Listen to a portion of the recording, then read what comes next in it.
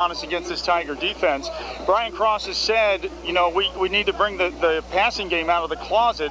They did that against Hoover. How totally in sync they are, we don't know. And these conditions can wreak havoc on that if you're just trying to find your way today. He's real pleased with Ryan Schaefer, what he has done thus far. He's improving his game management. He's making less mistakes. He's being very accurate. And that has to come into play sometime in this game. And as far as defense, hey, McKinley, 4 shutouts this year. They've given up 27 points in the last 4 games. They will do what they have done on this successful run. That is run at the ball, run in tandem, and hit hard. It should be a great game today. We're looking for one. We turn to Coach Ed Glass for a look at the Tigers. They're more balanced, Ed, than McKinley, but I'm telling you, 25 to 40 mile an hour gust, it's going to be tough to throw the football today. You're not going to be able to throw the football going this way, Jim, because the ball's going to blow back over your head. You know, at midseason, I didn't give the Tigers much chance in this ball game. I thought McKinley would handle them quite easily. After the Warren Harding game, where they took Harding to double overtime, I changed my mind. And I've been studying the Tigers now for the past week and a half, and I think they've got a real good shot today. They've got an exceedingly tough defense. I know I talked to Tom McDaniels at Warren Harding, and he said they're really good defensively. So it's going to be interesting to see if they can stop Ryan Brinson. Offensively, they've had many major lineup changes during the year. They're very balanced. They've run the ball for around 1,100 yards. They've thrown it for around 1,500. And they've run from the eye. They've run from split backs. They've run from the spread. They've done all kinds of different offensive sets. So if they can find something today that will give them some offense, then I think it's going to be one whale of a football game, which this game is supposed to be. It's supposed to be the greatest thing in the state of Ohio, and it always has been. I hope it is. We're looking for a good one. We're glad you're with us. Stay with us. We've got the kickoff coming up in just a few minutes.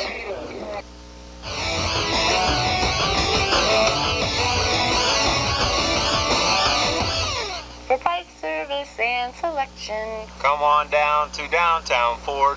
No games or gimmicks, just satisfaction. Come on down to downtown Ford. For price, service, and selection, Come on down to downtown Ford. No games or gimmicks, just satisfaction. Come on down to downtown Ford. Come on down to downtown Ford.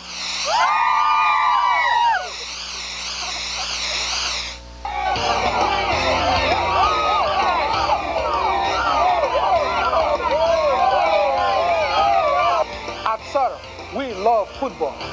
Any kind of football, especially Stark County High School football. That's why after a long day of working real hard at Sutter, we get together to play a little football. Congratulations to all of Stark County High School football teams for a great season.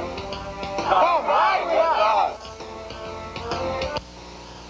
Hi, I'm Rachel Milligan. And I'm Ryan Mingo. One of the reasons I chose to attend McKinley was because of the wide variety of activities. Students have a lot of choices these days, and one of the most important is their education. If you're interested in music or drama, we've got it all, from bands to show choirs. And don't forget our theater productions.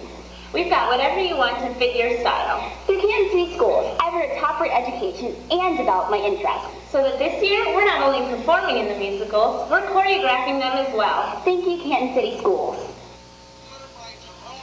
We welcome you back to Paul Brown Tiger Stadium, the 112th meeting between these two fine football traditions.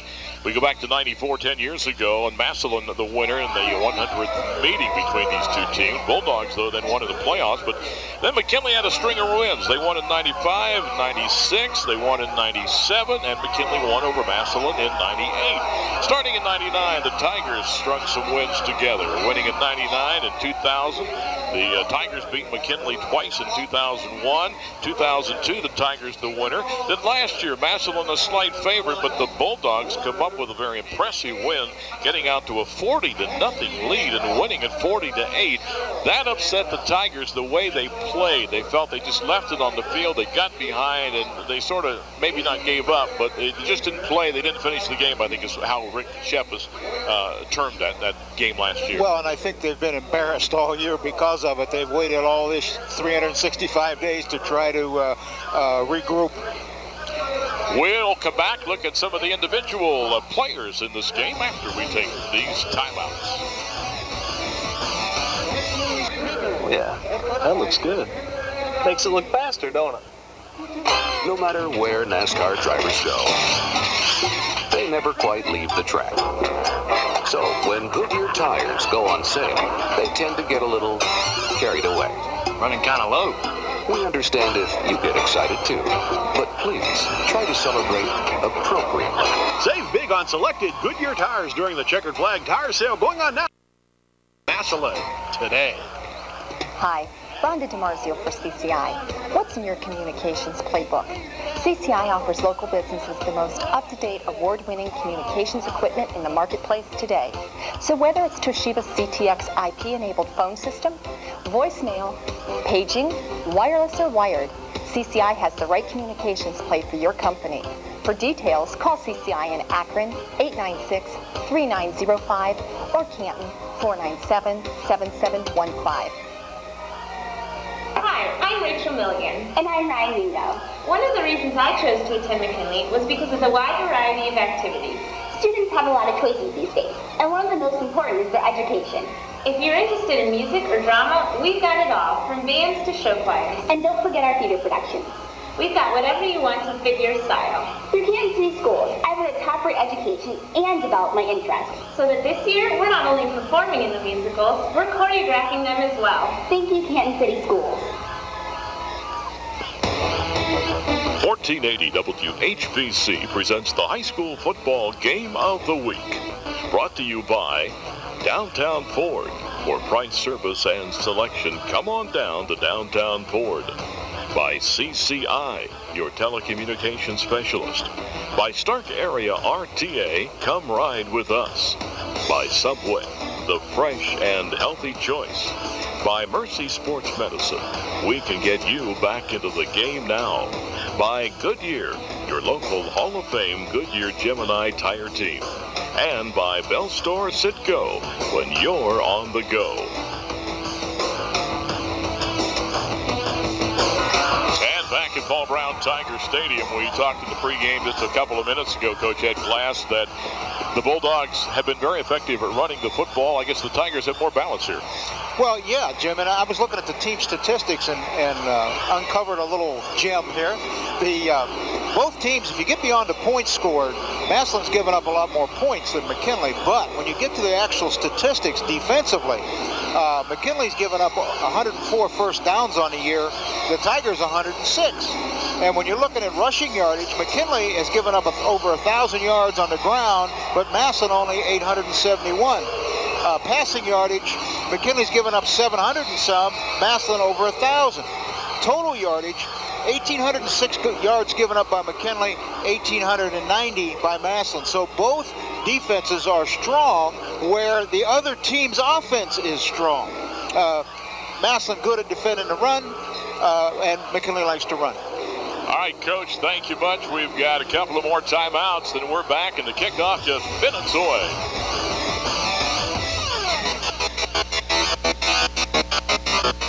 Community sponsors of the game are Pritchard's Roof, Chimney, and Siding Company. Honesty is the best policy. Customer satisfaction is guaranteed. Call Pritchard's Roof, Chimney, and Siding Company at 330-454-1478 for a free estimate. Belden Village Open MRI. High performance in an open and friendly environment. Belden Village Open MRI. 5005 Whipple Avenue Northwest. Call 330-493-5105 for more information. Or stop by. Just look for the Blue O. Altman Sports Medicine. Get the treatment you need to get back in the game. Valco Equipment provides construction equipment, sales, service, parts, and rentals for contractors of all sizes. We specialize in rough terrain forklifts, aerial lifts, skid steer loaders, mini excavators, and mass climbing scaffolding. View our large inventory of equipment online at valcoequipment.com or call 330-494-4191 to speak with one of our representatives about your job site needs. Vote Libraries. Keep our libraries open. That's issue 54 on November 2nd to keep our Stark County District libraries open. Our yes vote for Stark County Libraries keeps our libraries open when all in our community need them most for the future. This is paid for by Vote Libraries. Greg Blazeman, Treasurer. Westfield Shopping Town, Belden Village. invites you to Westfield Works Wonders, an exclusive shopping night Sunday, November 14th from 6:30 p.m. to 10 p.m., designed to kick off your holiday shopping and support your favorite charity. Stop by customer service to purchase your ticket today. The Timken Company would like to congratulate members of the 2004 All-County Teaching Team and to thank them for widening the windows through which our students view the world. That sort of tells the story of what could be a big factor today. Winds 25 to 40 miles an hour blowing right to left here. And there's a shot of the flag. Now, Coach Glass, you were watching the coin toss. What, the Tigers won and wanted the football. That's right. They took the toss. They won the toss and they took the football, which I think is the right thing to do. Well, they're going to be going into the wind in the first quarter here, so Zach Campbell will be kicking off. Going into the ball game, they have a script to follow, and they're much more likely to be able to break something offensively than they would be in the third quarter. Ramon Kelly, number 5, is back deep for the Tigers, standing about his 2-yard line as we are ready to get this one underway, the 112th meeting. The Tigers, as we've been talking about, upset about it, their performance, especially in the second half last year. And Ryan Brinson scored a couple of touchdowns and ran for 147 yards against Massillon. Bell Store, Sitco, and you're on the go, ready to bring you the opening kickoff. Catch the bug. Zach Campbell raises his left hand, says, I'm ready. Has the wind behind him, and there's the boot. And it's going to be into the end zone and off the hands of Ramon Kelly. But in high school ball, if it's into the end zone, it's out to the 20, and the wind at his back. He put it right there. The Tigers have 3 backs that they use, Morris, Kelly, Robinson, and even a couple of others, so we'll see who's going to start the ball game. Offensively for the Tigers, Pollock at quarterback, Morris and Kelly in the backfield, Van Ryzen and Jarvis at wideout, Huffman at tight end, and James McCune, Russ, Reinman, and Smith up front. Well, I'll tell you, Moncrief just went into the game, and Kelly just came out to the sidelines. And we are going to see the I-back on the first carry. That is Moncrief over the right side. So Jermaine Moncrief, a senior, 6'1", 200 pounds, starts and gets the first carry. Ran a stretch play into the split inside. Wayne Gates goes in. Defensively for the Bulldogs, Robinson, Antoine Height, Arena, and Moore up front. Kirksey, Vaughn, and Goodright at the linebackers. Jackson, Jones, Shows, and Brinson in the secondary. Well, Ramon Kelly now, the setback in behind Pollock, and Kelly's going to get the carry, go to the left side, got the first down, he's out to the 40-yard line. The offensive line gave him a hole, and he's got the big first down for the Tigers. Another stretch, they're going to stretch again into that split side. Shows coming up, Harriel Moore making the tackle. Watch the lineman all stretched to the left and reach. Kelly just runs till he finds a place to cut up. Finds a crease. Ariel Moore finally bringing him down at the 42. First down, Massillon. And Kelly this time going to come to the right side. Nailed about the 43-yard line. A little better defensive secondary support that time. Brinson and some others got up, made the hit. Goodright, Robinson, Mark Jackson all around the football for the Bulldogs. Denny Kincaid is our statistician today. The illustrious Mr. Kincaid. It's at the 44, so we give them 2 yards. Call it second down and 8. Straight eye this time. Quentin Pollock, junior quarterback, gives it off to Robert Morris, his first carry. And there's nowhere to go. Like Goodright on the hit. Goodright wears number 32, linebacker, also fullback. Jeff Vaughn in there also. Vaughn's the middle linebacker for the Bulldogs, about a 200-pound junior. Kirksey also at linebacker, as Coach Glass mentioned. And he's a junior. Well, both of these defenses are strong where the other team is strong. McKinley a little bit better at defending the pass than they are the run. Massillon a little better at defending the run than they are the pass. Pollock's changing things up. They're 3rd and 7. Split backs. Going into a wind, and they're going to give it to Moncrief, trying to turn it around the left end. Ripped up. Nice open field tackle there for the Bulldogs by Brad Jones. He's the young man who has committed to the University of Cincinnati. Running backs from the Tigers showing good speed and got outside that time. Almost popped it, but it's 4th down. You see Moncrief skating around the outside, and good secondary support by Jones. Cuts it down 4 yards short. Number 4, Joe Carpenter. On to punt, and again into this wind. So we'll see what happens. Yeah. Wind may have died down just a hair right now. Trying to draw him offside. Long count, high snap, but the kick's away. And the wind stops it. It's going to be dead about the 28. We're back after we take a timeout.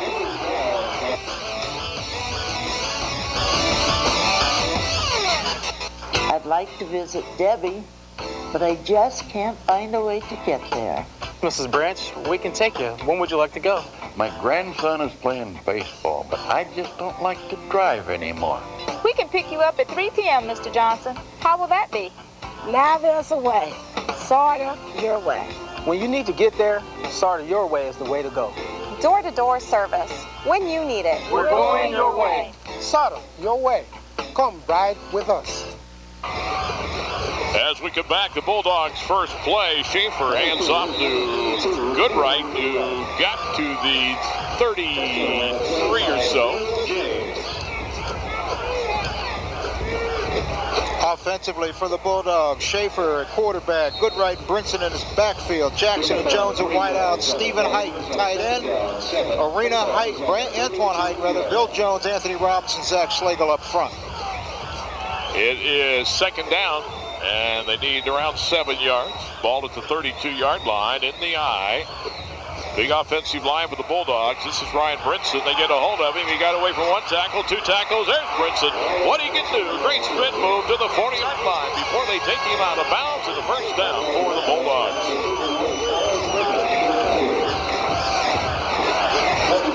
Defensively for the Tigers, Wynn, Burford, McClendon, and Dickerhoof up front. Pribbage, Campbell, and Pettis at the linebackers. James, Ellis, Daly, and Dahlquist in the secondary. Dahlquist had a great year. So McClendon up front, number 54. You want to keep your eye on him. Pribbage at linebackers had a good year. He's the outside linebacker on the right side. 8:19 opening period. Brinson jumps over 1 defender. Wings it to the 45, 46-yard line. And now flags are flying in there. The tackle was made. Number 10, Andrew Daly. A little push and shove in the backfield here between two people really not involved in the play. Unsportsmanlike conduct against the Tigers. Well, Rick Sheffers and his staff cannot be happy about that. Now, the Tiger got up off the ground and pushed Anthony Robinson, but this is the play, but this happens behind the play. I don't know what happened previous to that. You know, always the guy that does the last push is the guy that gets hot. Well, the flag and the penalty yardage takes it down to the Massillon 39. 8:05. Rick Sheffers on the sidelines. Feels good about the club this year. Even they're 4-5, but they lost to 5 outstanding opponents. But with the death of Steve Studer and another teammate early in the year, he said this team has come together and they've become men. As Schaefer throwing it deep and incomplete in the goal line. A little wobbly pass. He was trying to get it to Mark Jackson, a 5'11" junior. They ran a play-action fake-off tackle and then tried to hit the post cut in behind the safety who was coming up to Phil on the running play. He was open. He just throws an end-over-end shot here. Ball came out of his hand funny and went end-over-end. Jackson stretching for it, but it's just a little too far. Again, the quarterbacks with the wind at their back are going to overthrow the ball. Wind in their face, they'll underthrow. He had an outstanding game last week, throwing a couple of touchdown passes to Princeton. On the year, both quarterbacks have thrown more interceptions than they have touchdowns. Pitch to Princeton, 2nd and 10, looking for an opening, and he is to the 30 and to the 27-yard line. Great block by Theo Goodright on the corner. Fullback 32, leading the play, toss sweep. Get another look at it here. Here's the pitch out. You see 32, the upper left-hand side of your screen. Going to get the kick-out block on the corner. I don't know. That guy went underneath him to try to ward him off. Goodright ran over him. Zach Schlegel, 282-pound tackle, had pulled, and he was out there leading him. It is a first down. McKinley at the Tiger 27-yard line. 7:21 left in the ball game, or in the first quarter here. A lot left in the ball game. And this is Brinson again, tripped up at the 25-yard line. Tigers been playing a lot of 6-1 defense with a 4-deep secondary. So a gain of a couple, and be second down and 8. No score. Each team with a possession. This is McKinley's first, and they're at the 25. Tigers staying at 6-1, you're going to start seeing some tailback counter, because the things that really work well against the 6-1 are one back going one way and one the other. Antoine Height is an offensive left guard this week for McKinley, and Brinson looking for a hole, cuts it back. Boy, he gives him a leg, and he steps right out of it and stretches it down to the 16-yard line. Coach Lass and I had talked a couple weeks ago that folks aren't looking for Brinson as a running back because he's too little. But yeah, it's a shame, but the Division I teams just don't want a running back this size. Those that are talking to him all want him to play DB. Coach Cross at the Rotary luncheon yesterday was talking, said that he may end up there, but they don't want to stable of backs like Brinson. They need a couple of big power tailbacks. Quick hitter, good right, inside the 10 to the 9. Fullback trap up the middle, the old zero trap into the tight end side. Number 10, Daly there on the stop again. 5:58 first quarter. Pulling the left guard, Antoine Height, 75, trapping McClendon.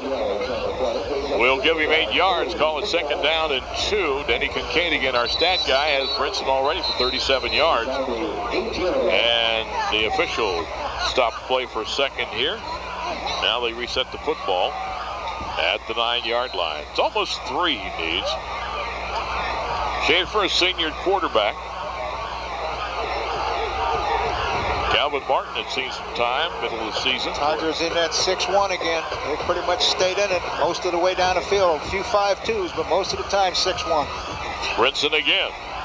And they got him hemmed in this time. And Daly again comes through to make Brinson cut back inside. Then they get him at the 10. At the end of the ball game, we'll be teaming up with 1480 at 9, recognizing a player of the game from each team. The players get a plaque, letter of recognition, and the winning team school gets a $100 donation to their athletic fund. That's from the great folks at CCI, the star of communication. 4 minutes, 51 seconds left in the first quarter. Bulldogs at the Tiger 10. They need about the 6. Brinson's going to try to find it, and he's got it. Brinson's down to the 2, maybe the 1. Great crackback block that time by Mark Jackson, the wideout, number 9. Steve Height, the tight end, downfield helping out. See Brinson turning the corner, but just to the right of your screen, you saw number 9 seal the outside linebacker to the inside. Well, McKinley is at the 1 of right the there, Tigers. Number 9.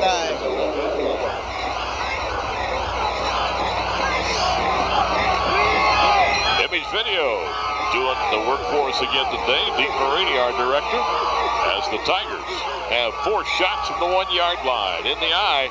And this is Brinson, touchdown Bulldogs. That comes with 4:16 to go in the opening quarter. That guy ran the power off tackle.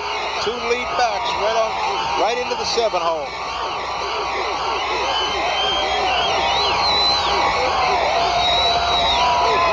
Brian Brinson, what is it, like 14 touchdowns rushing this year, has a couple of catching. Those came last week. Another shot right here. You see the 2 up backs leading through. That's Kirksey and Goodright, both leading through the off tackle hole.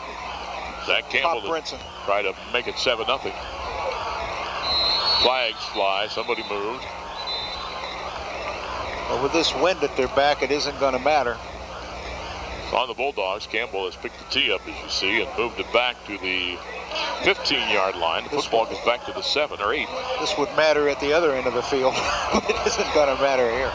Whoever has the wind at their back is going to have to score, because it's a major factor. 78 yards, 12 plays.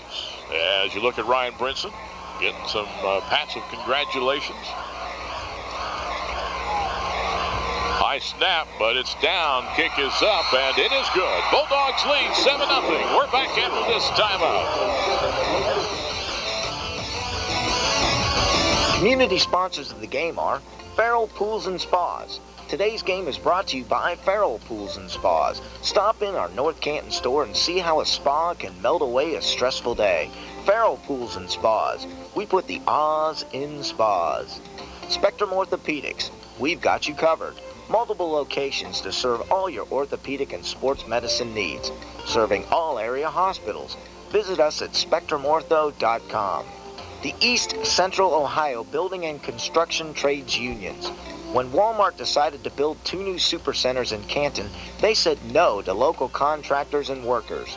The Building and Construction Trades Unions are asking you to say no to Walmart and shop local loyal retailers. CSE Federal Credit Union, locally owned since 1938. CSE is committed to service and education and is known for being a family-friendly credit union. CSE is now serving all of Stark County. CSE, we're all you need. Building 9. Building 9 sells windows, doors, kitchen cabinets, bath vanities, ceramic tile, vinyl siding, and much more at discount prices. Building 9, with locations in Akron and Massillon, is proud to be a sponsor of Stark County football. Rick Black Photography, official team photographer of the Canton McKinley Bulldogs. Rick Black Photography, a look you'll like for all your portrait needs. Located at 927 West Main Street in Louisville. On the downtown Ford scoreboard, McKinley 7, Massillon 0. Campbell with the ball at the 40-yard line. He opened the game by putting one into the end zone, but if you were with us at the beginning, you saw the flag to our left just snapping in the breeze. Well, the ball blew off the tee a second ago. I don't know if it's going to stay up there or not. Might have to get somebody to hold it if it blows off again.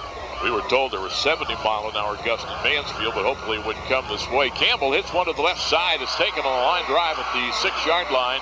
20, 25, 26-yard line. The return by Alex Dahlquist, one of their outstanding seniors. Well, first possession, the Tigers came out and put together some pretty good offense out to midfield and then stalled. And it's going to be interesting to see what they do now because they really did have some success running the football. Here's Dahlquist bringing the ball back. Hurdles out to the 26. All right, the Tigers. Shotgun, going to try to throw it into the wind. We'll try to match the Bulldogs. 78 yards, 12 plays. Paulick trying to turn the corner, but he doesn't have maybe that great of speed. And Jeff Vaughn, the middle linebacker of McKinley, right down the line into the backfield and grabs him around the ankles and brings him down. So second down coming up. Viewers, at the end of the first half of this game, we'll be bringing you the SARTA Touchdown Spotlight. SARTA going your way. Fixed routes, paratransit, will call, and special events. Come ride with us. SARTA, another one of our fine sponsors, enabling 1480 WHBC to bring you high school football during the year. Tigers now trips to the right of their formation. Second down, they need about 11. Fake handoff, throw, right side, caught, 28-yard line. That is for the Tigers, Wayne Gates. They had 3 receivers out on the right side. They turned the 2 outside guys in on short slant cuts, and Gates turned out into the flat. Pollock threw him the ball. He's a big kid. Yeah, he's a tight end kind of kid, 6'2", 225, and a senior. McKinley getting in a 3-5 look, or 3-4. 3-man line anyhow against a shotgun. Now they're walking up into a regular 50 against split backs. Tigers have twins at the top. This is Ramon Kelly, and he is close to a first down. Gonna be a yard shy. Oh, good spot. Yep, that's going to be, I think, short, but maybe just inches. Now, what do you do if you're? They're going to have to measure this one. Vaughn helping out on the stop, and they're going to bring the chains across the field. He may have made it by the point of the ball. On your own 36. Interesting decision here if it's 4th and inches. Well, Chains are out. They're stretched. He made it. By gosh, they got it. First down for the Tigers. Did I call that or what? You By the called point that of the or ball. what? And for Massillon, let me check Mr. Kincaid's stat sheet. That is their second first down, both by a rush. Clock at 2:33 and running. McKinley up 7-0. And Quentin Pollock, 6'3", 210 junior, into the huddle. The ball at the 36-yard line. Going to a one-back set now. Slot to the top of the screen. They really try to spread you, don't they? Yep. And the handoff. That is Moncrief, Jermaine Moncrief. Hit, shove back, progress about a yard. A lot of ill will out there today. A lot of jawing back and forth. Started on the second play.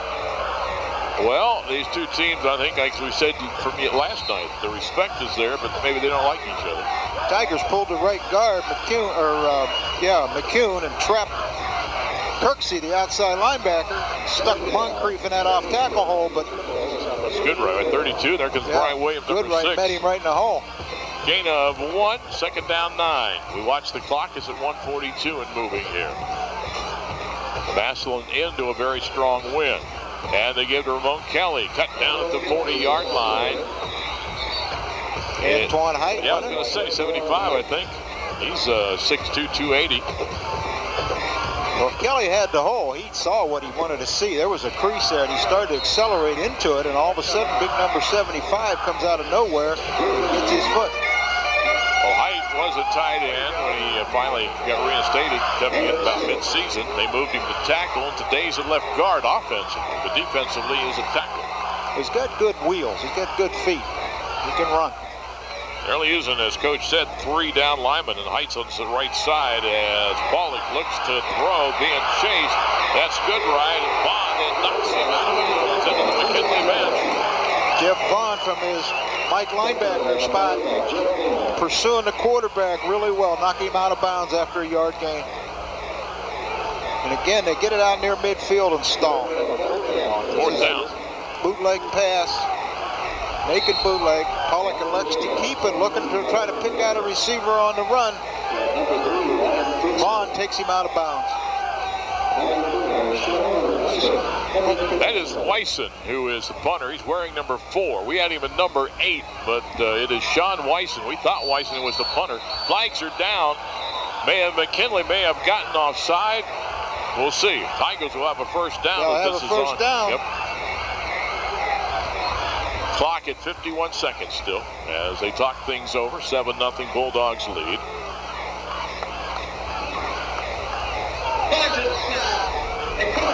Offside Bulldog. Big penalty on McKinley because they would have had Massillon kicking into this wind. And you saw what happened on the first punt. He died. Well, there's only 51 seconds left until Massillon gets the wind at their back, and then things may change for them because the teams that score are probably going to have to score with the wind, like I said earlier. There's Coach Brian Cross, a little upset with something, either a player or an official. Somebody moved.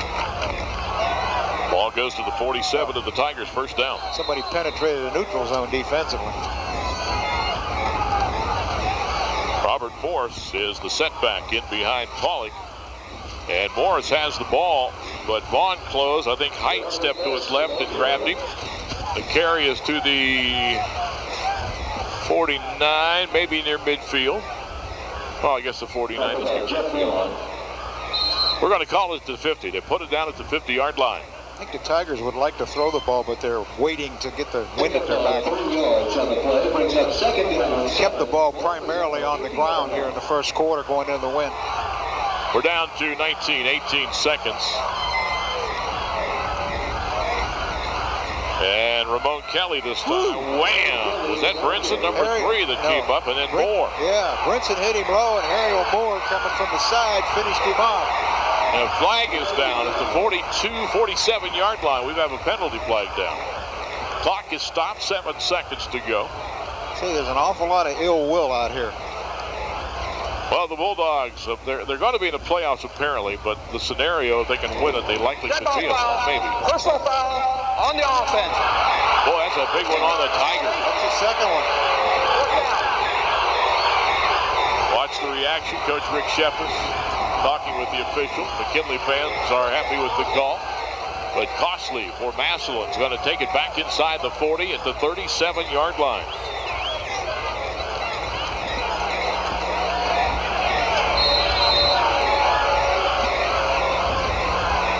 We're going to have to bring some calm to this game, or we're going to have a few fisticuffs going on here before long. That's a second 15-yard penalty, and that's it. They let the clock run out. First quarter's over. Bulldogs 7, Tigers nothing back after this timeout. Oh, that's right. We got something else to do here, folks.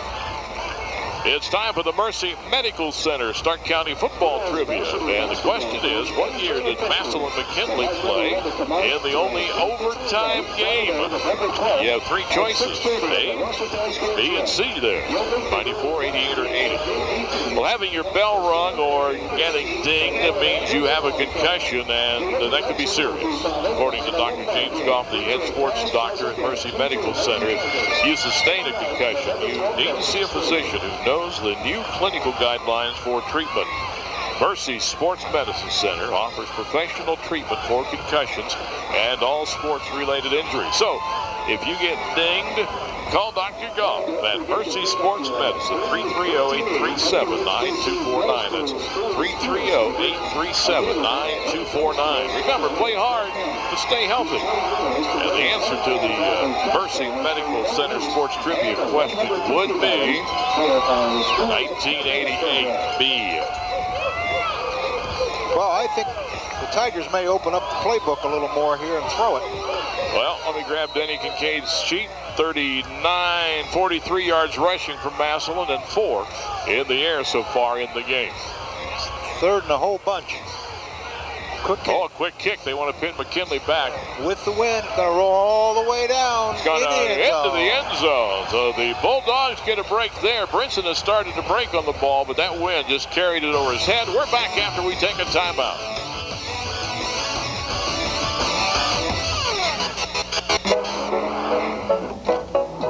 Whether you're on a straightaway or a twisted road, Kumo's always ready for the unexpected.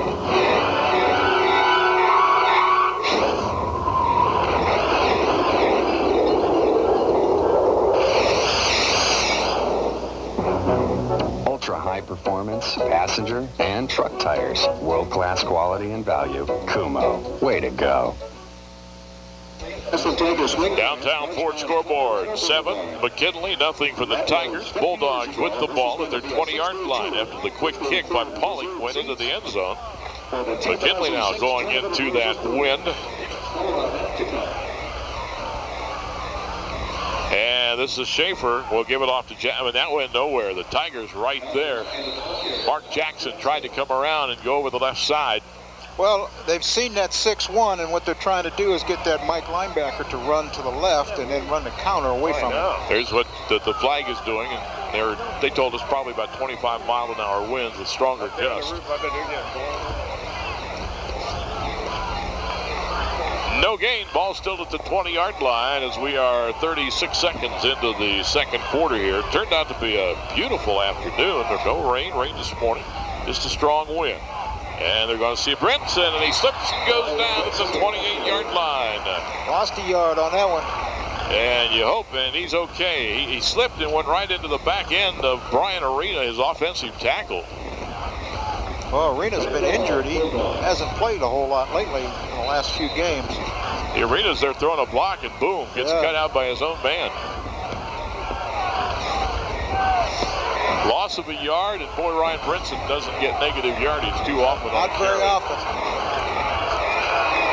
3rd and 11. Now what do the Bulldogs do? Massillon may start to turn the momentum here. They can make McKinley punt into this wind. And the Bulldogs not going to put it up. They're going to skip to Brinson. And Brinson, left side, got about 4 yards, maybe 5, but McKinley's going to have to kick the football.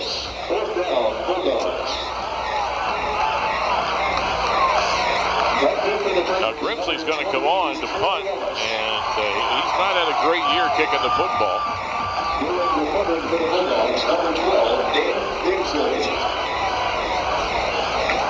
We'll see what this punt does. Grimsley's only averaged 29.1 kicking the ball. Ryan Brinson had kicked it earlier, I believe. Line of scrimmage to 25. Oh, look at that. Look at that ball. Stopped it. Just stopped the ball. It is blown dead at the 37. We're back after a timeout.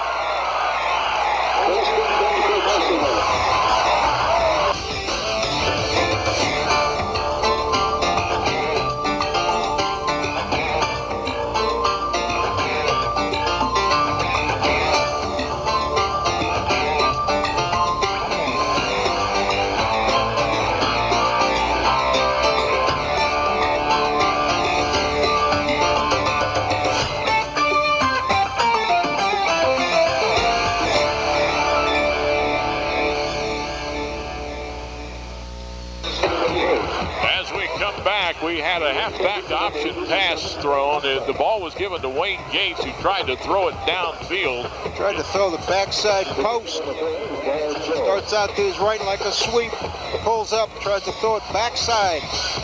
Somebody popped him pretty good. The ball was incomplete. Brad Jones on the coverage downfield. It was intended for Brett Huffman, the big 6'6" receiver.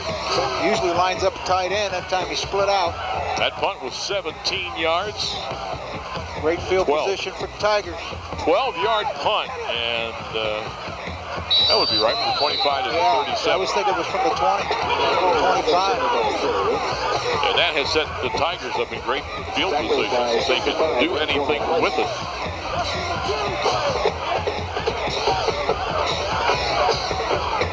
Trying to run the tailback counter here, back into the left side, start the tailback right, hand it off to him, coming back to the left. Pick up about 5. We have a timeout called by Massillon. We're back after a timeout.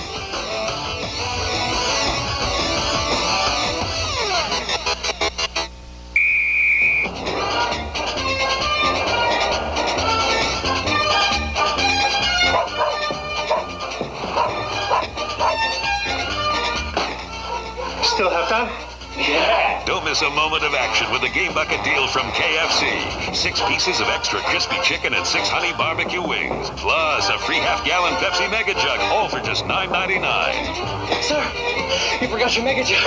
Only in Capital USA. December 29th. It's 7-0 McKinley on the downtown Ford scoreboard. As Obi there. I shook hands with Obi at the Rotary luncheon yesterday. Tim's Tavern, one of our fine sponsors. Every game with a big catch. We'll be picking this afternoon's catch of the day, sponsored by Tim's. We'll do that at the end of the broadcast. Tim's Tavern, famous for fish. We welcome all you viewers in. We're into Akron, the Youngstown area today, plus our normal and coverage of Canton Massillon for this 112th meeting. Great tradition. I'm not sure there's one that even matches it around. Throw to the outside. The wind may have caught that ball. Pauling was trying to hit. They had 2 receivers over, 3 receivers over there. They went unbalanced to the right side. They had 3 receivers to the short side of the formation. Tried to run a flood cut back here into the sideline. The wind took the ball, blew it over everybody's head. Hey, get your seats for the 2004 Ohio High School State Football Championships. Books and tickets on sale now through November 17th. Call the Canton Stark County Convention and Visitors Bureau. Order your tickets, 458-2084. Tigers in unbalanced right again. This is 4th down, by the way. Little swing out pass, caught at the 30. It was grabbed by Robert Morris out of the backfield, but it's not enough. The Bulldogs, with the stop, will take over the football. Mike Kirksey on the coverage and make the tackle. Again, they fake that handoff to the tailback going to the right and throw the bootleg pass back to the left. So Kirksey was right there with his man. Morris was lined up at fullback and he tied into the flat. Made the picture book tackle. 32-yard line. The Bulldogs take over. They lead 7-0. Quentin Pauling on the afternoon is 2 of 4 for 4 yards. So the Bulldogs lead 7-0. Back to the offense. Schaefer. Brinson. 40. We'll let the picture tell the story. Can they catch him? They got an angle on him. They didn't get him. Bye-bye, Brinson. Ryan Brinson shows you, if you haven't seen him, what he can do. He can do it. He was as good as high school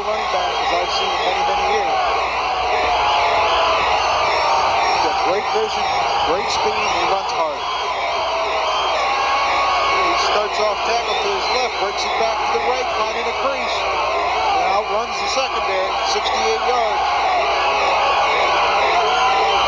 Massillon might get him here. They had an angle on him. What's the footwork right here? Just stayed in. Yeah. Well, Campbell will try to make it 14-0. A lot of scenarios at the playoffs. Campbell's kick into the wind is up, and it is no good. No good. So we have 8:57 first half. McKinley 13, Massillon nothing. We're back after we take a timeout. I wasn't there for that. Are you planning a group outing? Let SARTA make it simple. SARTA can provide transportation for your entire group to museums, school outings, nature walks, parks, sporting events, Hall of Fame events. We'll pick you up and take you back. Just call SARTA to arrange your transportation. Call us to schedule your ride. SARTA, your way. Come ride with us.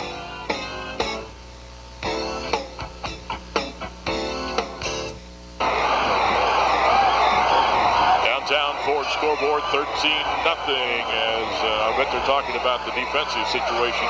Oh no, that's the McKinley. That's Brian Cross talking to Antoine Height, his big left guard. He must have thought Height should have done something differently there than what he did. Of course, if you're moving a kid around, he's moving from tackle to wasn't he a tight end to start the year? Tight end and tackle and guard. And he's on the other side of the ball. He was on the right side, I think, his tackle. There's Brian Cross. He's got his team in the playoffs. The scenario is unbelievable. Some Massillon people figured things out, typed up a sheet, and I mean, there must be 25 different scenarios if McKinley wins or if McKinley loses, and affect 7 or 8 different teams in their region. No wing tomorrow. Bell Store, Citgo, and you're on the go. And again, the wind blows the ball off the tee. It's into McKinley's space now, but when you got a weapon like Ryan Brinson and the offensive line is being Brad Jones going to come in now and hold the ball. We had talked before, Coach Brinson holds this record, that record. For the single season rushing record, he has just set it. He needed 117 yards, and he has, what, Denny, 124 unofficially today. 68 on that carry. As the boot into the wind. Dahlquist again. Nice move. Excellent return. Finally upended about the 37-yard line. Upended there by Brian Williams. Decent field position for the Tigers. Tigers need to go down and get a score here, stay in this ball game. We have 8:52 left. Let's go down. Goodyear has this sideline report from Dan Belford. Hey, thanks, JJ. You mentioned Coach Massillon has to go down and get a score this time, and this is a concern with Coach Shepard's coming into the game. So we don't have that burst to the outside. We don't have a big downfield threat. So for the type of offense that just looks for an opportunity and tries to chip away, that's going to be a task at hand for them on this drive. See what they can do against McKinley. Back up to you. Well, again, the wind at their back, and oh my goodness, Moncrief had the ball, and Harry Moore from his defensive end said hello at the 35, a loss of a couple. Well, they were bringing Moore off the edge. Instead of putting him in pass coverage, they brought him off the edge as a rusher, and he hit the tailback in the backfield. Moore started out the year in the defensive backfield, and he's so effective, he made a lot of tackles, and the last, 4 games probably, he's been up at defensive end. Well, actually, in this set, the 3-5, he's an outside linebacker is what he is. He lines up, in the old 50 look, it would be an end, but today's offenses, you don't have ends. What you got is outside linebackers. He's 6'1", 180, just a junior. The Tigers, they would really like to do something here and get some momentum back. In a one-back set this time. Second down, they're looking around 12. McKinley 5 up on the line, play action, rolling, Pollock looking, nothing available, now throws it, and he just threw that one into the McKinley bench. There was nobody open, not even close. The best thing McKinley's defense does is defend pass. That's true of their statistics and everything else. Jeremy Holloway put the pressure on the quarterback to make him throw the ball. 8:03 first half. Again, 13-0 McKinley. And 25, 30-mile-an-hour winds. Third down coming up, and then he tells me they're 1 of 5, the Tigers, in third down conversions. As you look at him break to the huddle, Quentin Pollock. Shotgun, empty backfield. 5 wides. He's 6'3", 210, got a man in motion. So you got 3 on the left side, 2 on the right. Pollock looks to throw, pressure's coming, throws downfield, knocked down. Defended there by Kirksey, and Brad Jones was in the area. Tigers had 2 receivers there. We got a holding penalty? Holding penalty against the Tigers. I would imagine they'll decline this because it will be 4th down. Yeah, they were coming hard, guys, and Pollock was just trying to buy a little bit of time, and you could see the defensive tackle right side peeled back and just grabbed him and would not let him get anywhere near Pollock on that pass play. Back to you. All right, Dan, thank you much. It is declined, and the Tigers will kick. Now, they will have the wind behind them as Rick Shepard sends his punting unit on. And anytime you can force a punt deep down in their own territory on the 35, you should not take that penalty. There's Troy Ellis. I think he might have been the intended receiver on that last play. He was in the area of the football. Wisen to kick. Morgan Williams and Brinson. You haven't seen McKinley. Williams is a sophomore, and he can run. The snap goes over the head of Wisen. He's going to grab it back at the 3, and he gets the kick out of there. Great athletic ability. Looked like it hit Brinson, and Karem's out of bounds at the 48. Brinson was trying to catch it and go with it. It came out of his hands. He was running so fast, he overran it. We got a flag down at the 38-yard line on the far sideline. Well, that was a wild play. Wisen, give him credit. They were in a world of hurt. Running to his right. There's Brian Cross talking with the official. Well, if the penalty happened after the ball was kicked, no, it's a motion penalty. They're going to decline it. They want the ball right there. They don't want to make a move kick it. Goes over Wisen's head. Now his job is to secure the football, and if he can, kick it. Doesn't matter how far it goes, just kick it. And that's what he's doing. He does a good job. Now watch Brinson come out of nowhere. You can't see him. But I think the punter here does an excellent job. So many guys panic, and it winds up being a 13-yard punt, which is better than having the ball down on your own 2-yard line. Well, McKinley at the Tiger 48-yard line. First down and 10. And this is Brinson. Picks his way through 45-yard line before he's dropped by the Tigers. And another flag. Who was that 66 that made the stop? That is Burford, one of their fine defensive linemen. Nose tackle. Another personal foul against the Tigers.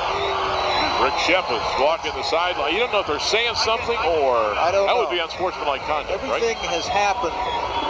Hey guys, what we're seeing out here too is a lot of late hits after the whistle is blown and people are on the ground. And believe me, the Massillon coaches had a very spirited talk with their players, saying you are giving them opportunity after opportunity when you're trying to get this one extra little dig in when it really means nothing to the play. Back up to you. That's a good point by the coaches to their players, and there is the penalty. Yeah, there are penalties for 45 yards. Actually, all of them very costly. And all of these penalties have happened after the end of the play. Well, the Bulldogs at the Tiger 30, first down and 10. And Brinson caught from behind. Nice tackle closing down after a 2-yard gain. Tackle made. What, no flag? By Tomar Pettis. And Bert Dickeroo. Pettis, one of the linebackers, 6'3", 195-pound senior. He's had a nice year. Privilege has had a nice year. Ball on the 28. Tigers up front. Nose tackle Burford's about 222. McClendon, the tackle, is about 285. It is second down, and Brinson's going to pull up and throw the football, and it is intercepted at the 6-yard line. Nice defense. The wind held the ball up. And it's Ellis who picked it off, and the Tigers have made a great play defensively, because if the Bulldogs had gone in to score, they would have been up by 3 TDs. Well, Jackson is wide open, but the wind stopped the ball, made it hang up in the air, and let Ellis get back and make the interception. 6 minutes, 40 seconds left in the half. The Tigers with the wind behind them. If there was a situation maybe you showed what the ball did throwing into the wind. Yeah. So Massillon will go to the offense. They'll try to run it out of there. Ramon Kelly around the right end to the 7-8 yard line. What was that that went flying? An arm pad or a... Yeah, some kind of a shoe or a glove or glove, something. I think. The coach is on the sideline, throws it back in. So that play got a 3 yards, 2nd down, 7. There's Troy Ellis who made the interception. 6 foot, 167-pound junior. Plays the quarterback. Ball's at the 8 yard line. Tigers down 13-0. And this is Moncrief. Jones grabs it from behind, but somebody's there in front of him. That's Jeff Vaughn, the middle linebacker. Vaughn has been having a day in there, that Mike linebacker. He's been on many tackles, flying to the football. You know, we haven't seen the Tigers yet, but we've seen the Bulldogs 4 times. Maybe this is the 4th time. And Goodright, Vaughn, and Kirksey, their linebackers, not big. What, really, 173, 199? Well, those guys in the 4 deep secondary are as good as anybody we've seen. I mean, they can really fly to the football. And then you throw in the 3 linebackers, they're all about 5'9", but they played excellent this year. They got 7 guys that will all hit you and all go to the football very quickly. Tigers looking at 3rd down. They need almost 6. We got a flag down, made delay a game because the back judge tossed that flag. Mike Garopolis, I see in there now, nose for the Bulldogs. Yeah, I was just going to comment on that. He's a 5'9", 229-pound senior. Spelling off Brian Arena at that nose tackle spot. Well, that's 50 yards in penalties for the Tigers here with 5:12 to go in the first half. McKinley's up 13-0. And it's 3rd down, and you might as well say 10 here.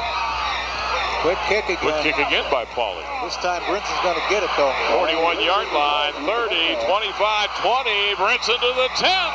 Down to the 8. More flags go. This may be on McKinley. Watching their reaction. Somebody downfield trying to throw a block for Brinson. The flag is about 5 yards to the right area where he was tackled. I don't know. They were both, Massillon player and a McKinley player were both pointing at each other, so I don't know what's going to happen here. We'll look at the official. Another personal foul against the Tigers. Offsetting both, one against McKinley. So they were both pointing at each other and they were both guilty. 5:02, first half. Well, a whistle was blown, guys. Of course, the infraction on McKinley, but 27, which I don't have in my program here for the Massillon Tigers, the running back, came in behind the play with a block behind the back after the whistle was blown, thus the infraction there. And we've got some hot heads on the field right now, and composure is the key word on both sides, and the officials just got to really keep a rein on it. Back to you. Well, they just do 3rd down over again. Yeah, Ball is going to throw now. Got the big guy. That is Robert Morris. Shades of Bob Cummings. Man, I haven't seen anybody throw the middle screen off their own goal line since he coached here. Back in the 70s. He loved the middle screen off of his own goal line. Well, Morris and Moncrief, I guess, about the same weight, 200. Morris, 5'10", 200-pound junior with that reception. So, Wisen on to kick it again, and he's hoping this time that the center gets 2 hits. 4:27 first half, 13-0 McKinley. And the Tigers punting out of their own end zone. Another high another high one.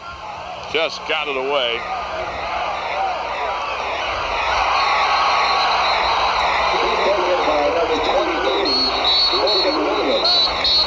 The punt's going to be blown dead. Nice punt. We got another flag down. Boy, oh boy. Oh, way back at the 9-yard line on the far side of the field, looks like the flag. The kick was all the way down to the Canton McKinley 38-yard line. It's against the Tigers. Well, will McKinley refuse it, take it at the 37, or make him kick it over? I think they have to kick it over. Yeah, that was a heck of a punt. Again, that wind's behind him.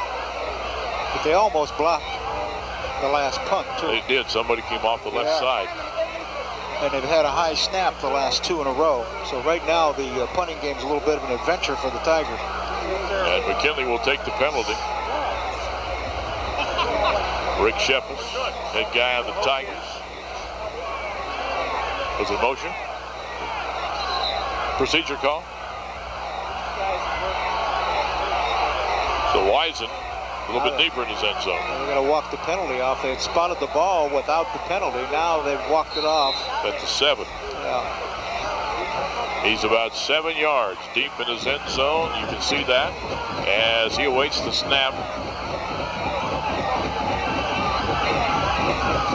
4:11 on the clock. Good snap this time. Pretty good protection. Kick with the wind is out of there. Picked up by Brinson at the tire, the Massillon 47. And he runs it back to the 37 of the Tigers. About the 38-yard line.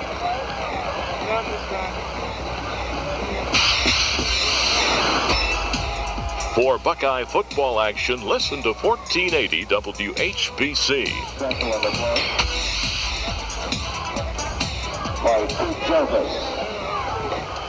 Now the Buckeyes with 3 games left. They're playing Penn State this afternoon at the Horseshoe, and then they go on the road. I think it's to Michigan State, Purdue, and then come home to Michigan. I think the Buckeyes started at noon. I wonder what's going on in that game.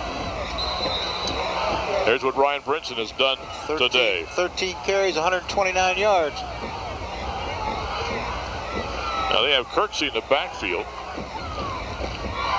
And they give it to Kirksey to about the 34. Mike Kirksey, the ball carrier. He was grabbed a hold of about as soon as he got the ball by Tomar Pettis again. Coach Cross is incensed because he didn't get that block properly. Motion man Jackson was supposed to do something that he didn't do.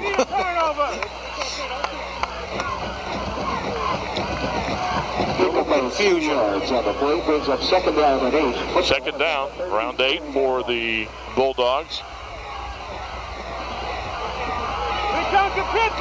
Clock at 3:24. Brinson's back at tailback, and they're keying on him at the 35. They take him down, making the hit, Alex Dahlquist. Well, they know it's going to be real difficult to throw the ball into the wind, so they're just crowding the line of scrimmage and coming up tough and hard because they're not too worried about them throwing the ball over their head. You saw the one halfback pass. It should have been a score that the wind held the ball up and ended up being an interception. That'll make any offensive coordinator think twice about throwing the football into this breeze. You get a shot there at Mike Schaefer as he brings the Bulldogs up with 3rd down. They need about 8. They're going to give it to Brinson. Reverse, going around the left side. Mark Jackson. Great hit out there. Neil James. 5'10", 157-pound junior. Carried to the 32-yard line, so it's 4th down for McKinley. Reverse to Jackson. Toss sweep starts out. Give the ball to Jackson coming around the far side. Quarterback Schaefer peels back to block, and boom, James comes up with hit. Smokes him. Ladies and gentlemen. Well, a timeout called by the Tigers. Let's go down to Dan Belford, brought to you by Goodyear. Well, just at the tail end of what you were talking about, Coach, with thinking twice about throwing into this wind, Coach Cross and the coach telling their offensive line, look, I think we have gotten off the ball just a half step slower than we were the majority of this first half. We put a little life back into them, despite the fact they had to punt the ball. We gave them a turnover. We gave them a little momentum. They're fired up on defense now. We have to take it away from them. Back up to you. All right, Dan, thank you. We were talking about Ryan Brinson coming into this game. Brinson had the career rushing leader, was the career rushing leader at McKinley with over 3,800 yards. You can add on 100, what is it today, 29 today. He had the single game rushing stats. My goodness, games of 335 against Jackson, 330 against Perry.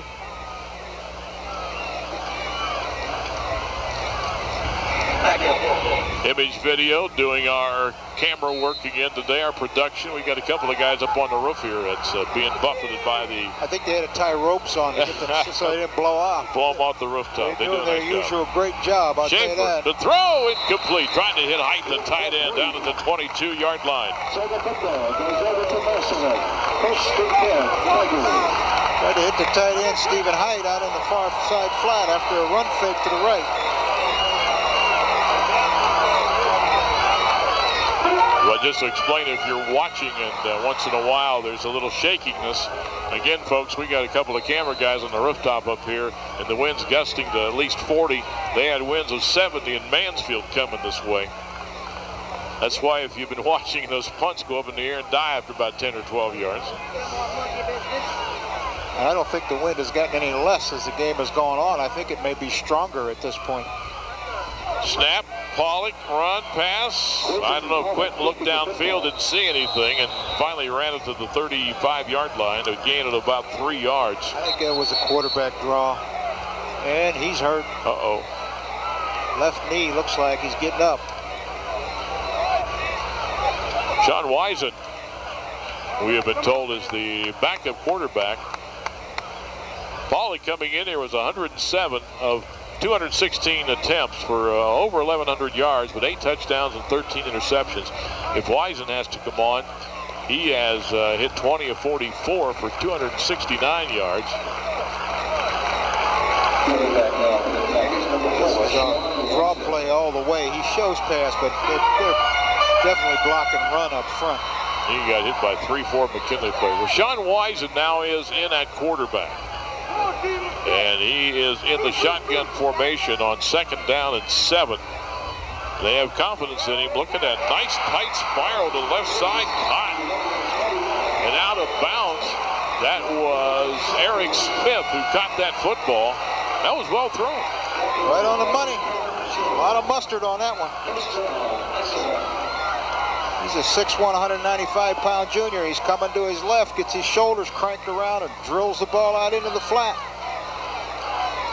Back to Brinson. Of course, they're on defense now, but he now is the career rushing leader, the single-season rushing leader, and the single-game rushing leader at McKinley. Plus, he never comes off the field. First down, Tigers. Offense, defense, returns kicks. Going rolling, the other way. Fires, Smith again. Right there, grabs it into Bulldog territory. Down around the 46, 45-yard line. It's the same play they just ran, only they ran it to the right side this time. Bringing the outside 2 receivers to the inside, releasing Smith from the inside slot out to the wide to the right. Outrunning the outside linebacker. Tigers fighting the clock, 1:24 left in the half. They're looking at 2nd down and 1. They stay in the shotgun. They're going to throw, and another out pattern again to Smith, 40, 39-yard line.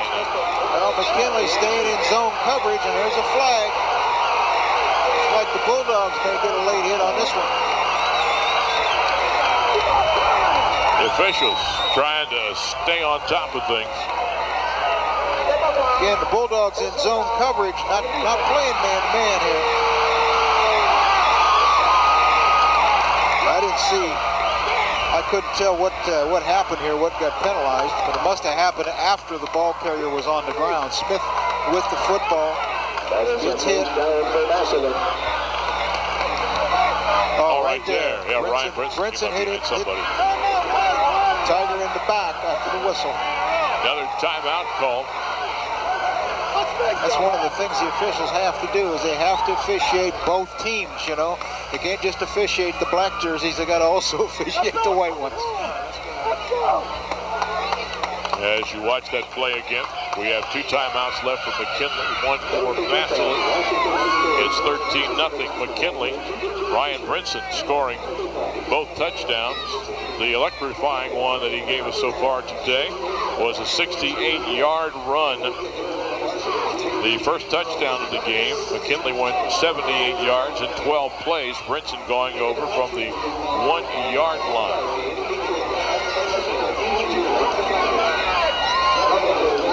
Oh, look at that.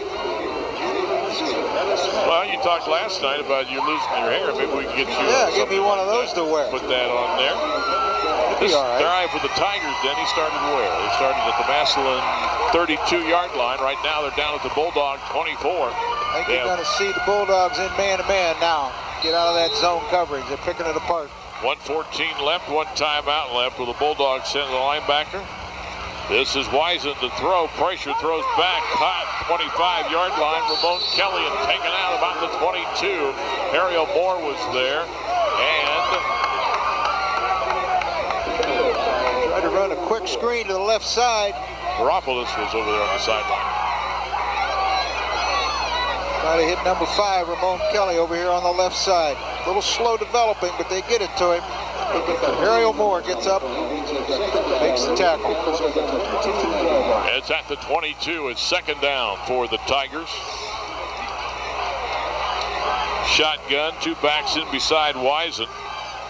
And he's going to give it to Ellis, who's looking to throw for the end zone, and it is intercepted. Brinson. Again, the wind may have caught that and blown it over the receiver's head. Ryan Brinson was there. Did they go to man that time? Man to man. Yes, man-to-man. They ran a little handoff to Troy Ellis here, 28. He starts to his right, shows pass too early. Actually, what he wants, he's left-handed, that's why. He wanted to throw it to the quarterback, who Wisen left the backfield, went down the left sideline running a wheel route, but really wasn't open. So he throws it down the middle. You're looking from the backside of Ellis. It just sailed over the receiver's head. Zach Verizon. And the wind again was at the back, 25 to 40 miles an hour. And the Bulldogs have stopped the Tigers, their first really threat today, and will take over. And they're looking for Brinson, as he may not have gotten back to the line of scrimmage. Again, they got 11 guys within 5 yards of the ball. It's like you can't block all those people. Andrew Daly, a young sophomore, 6'3", 205. He's played well this first half. He was on the tackle. And we have 40, 39, 38 seconds. We may have one more snap, and it could be halftime. Some of the previous years in the second half was when one of these teams take over the game. Big half.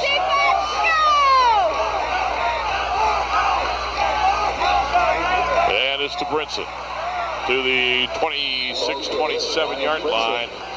Unless somebody stops it. Crease that time. They expected a pass. They went into a 5-2 and dropped the secondary a little bit. He found a crease. That's going to be the last play to have. It is halftime of the 112th annual meeting between McKinley and Massillon, and the Bulldogs lead it now by a score of 13-0. We'll come back with halftime activities after we take these timeouts.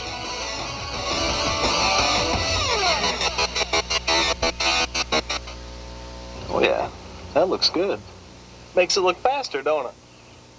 No matter where NASCAR drivers go, they never quite leave the track. So when Goodyear tires go on sale, they tend to get a little carried away. Running kind of low. We understand if you get excited too, but please try to celebrate appropriately.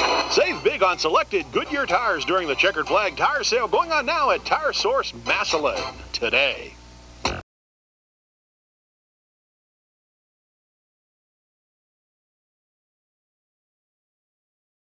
Hand me down a walking cane, hand me down my hat. Hey, y'all, the baby said for the rubber band. Man, you're bound to lose control when the rubber band starts to jam. Oh, this dude is out of sight. Everything he does seems to come out right. Hey, y'all, the baby said for the rubber band. Oh, yeah, man, you're bound to lose control when the rubber band starts to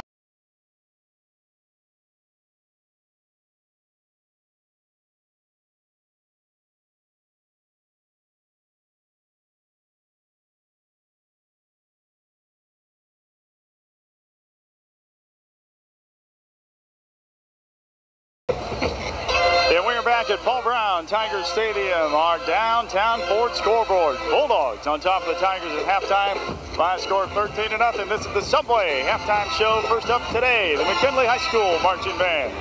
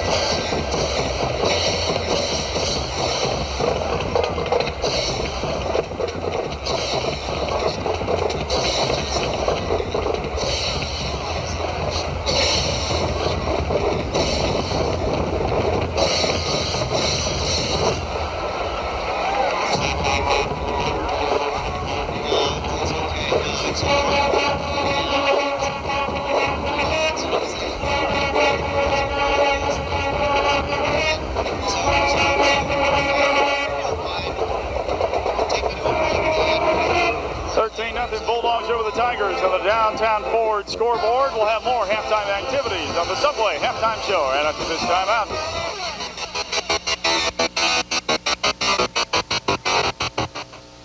Community sponsors of the game are Farrell Pools and Spas. Today's game is brought to you by Farrell Pools and Spas. Stop in our North Canton store and see how a spa can melt away a stressful day. Farrell Pools and Spas. We put the Oz in spas. Spectrum Orthopedics. We've got you covered. Multiple locations to serve all your orthopedic and sports medicine needs. Serving all area hospitals. Visit us at spectrumortho.com. The East Central Ohio Building and Construction Trades Unions.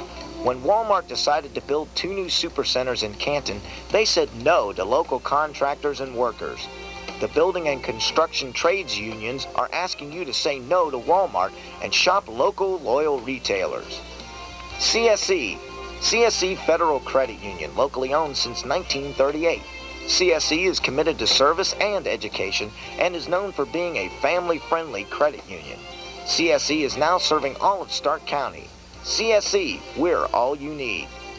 Building 9. Building 9 sells windows, doors, kitchen cabinets, bath vanities, ceramic tile, vinyl siding, and much more at discount prices. Building 9, with locations in Akron and Massillon, is proud to be a sponsor of Stark County football. Rick Black Photography, official team photographer of the Canton McKinley Bulldogs. Rick Black Photography, a look you'll like for all your portrait needs. Located at 927 West Main Street in Louisville. Mix 94.1. Canton's best mix. More variety in the mix. By the hand, take me by the hand, pretty mama, come and dance with your daddy all night long. Mix 94.1. Mix 94.1. And then I saw her face. More music, more variety, and Terry and Maddie in the morning on Mix 94.1. Whether I'm refereeing a high school football game or leading my sales staff at the Workshops Incorporated, one thing's for sure, it's always about teamwork. We'll give you the home team advantage on any job you need done. That means quality service from the kickoff to the last play. And our number 1 goal? Making your team the winning team every time. Call in the home team, the Workshops Incorporated, for any job, small or large. 330-477-5200. And we're back at Tiger Stadium. Halftime activities continue. Our downtown Ford scoreboard, Bulldogs 13, Tigers nothing. Subway halftime show continues with the Massillon Tigers swing band.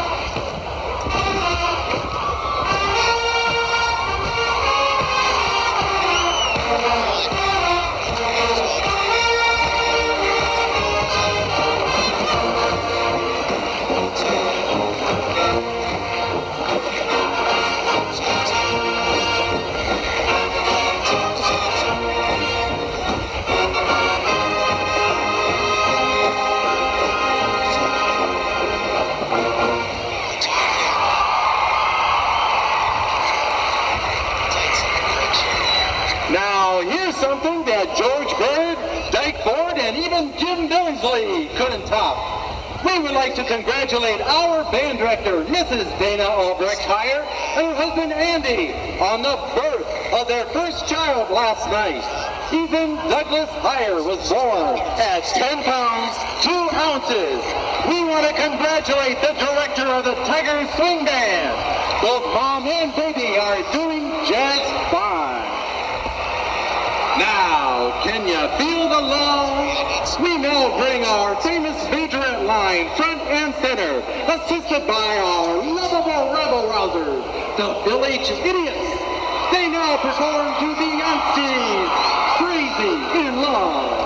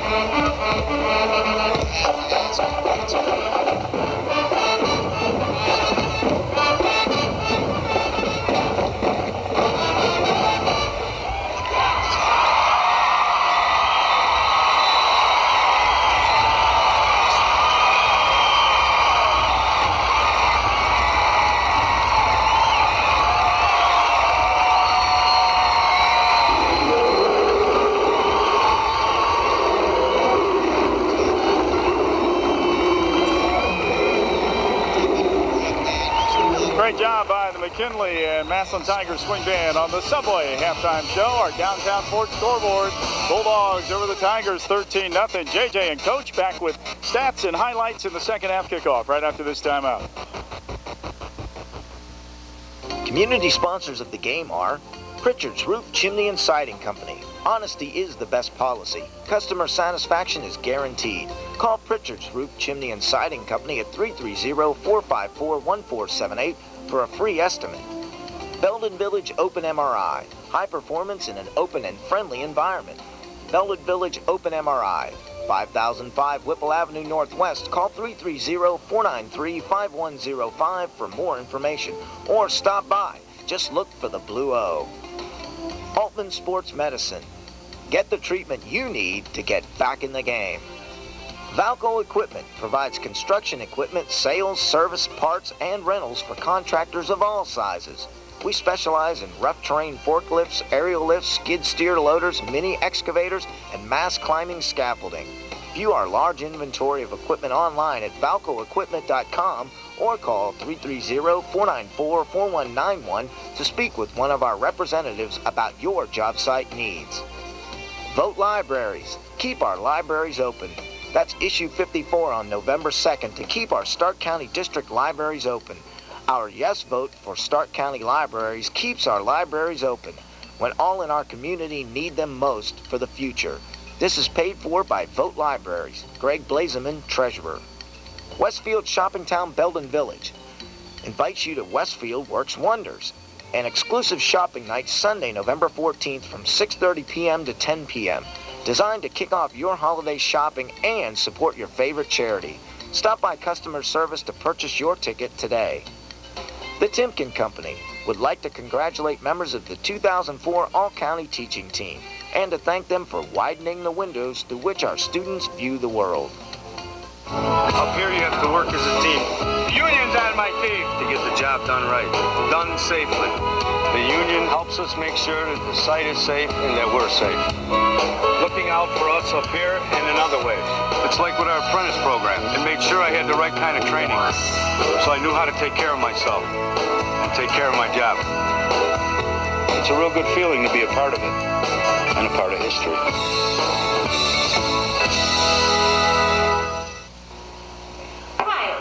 Milligan. And I'm Ryan Mingo. One of the reasons I chose to attend McKinley was because of the wide variety of activities. Students have a lot of choices these days, and one of the most important is their education. If you're interested in music or drama, we've got it all, from bands to show choirs. And don't forget our theater productions.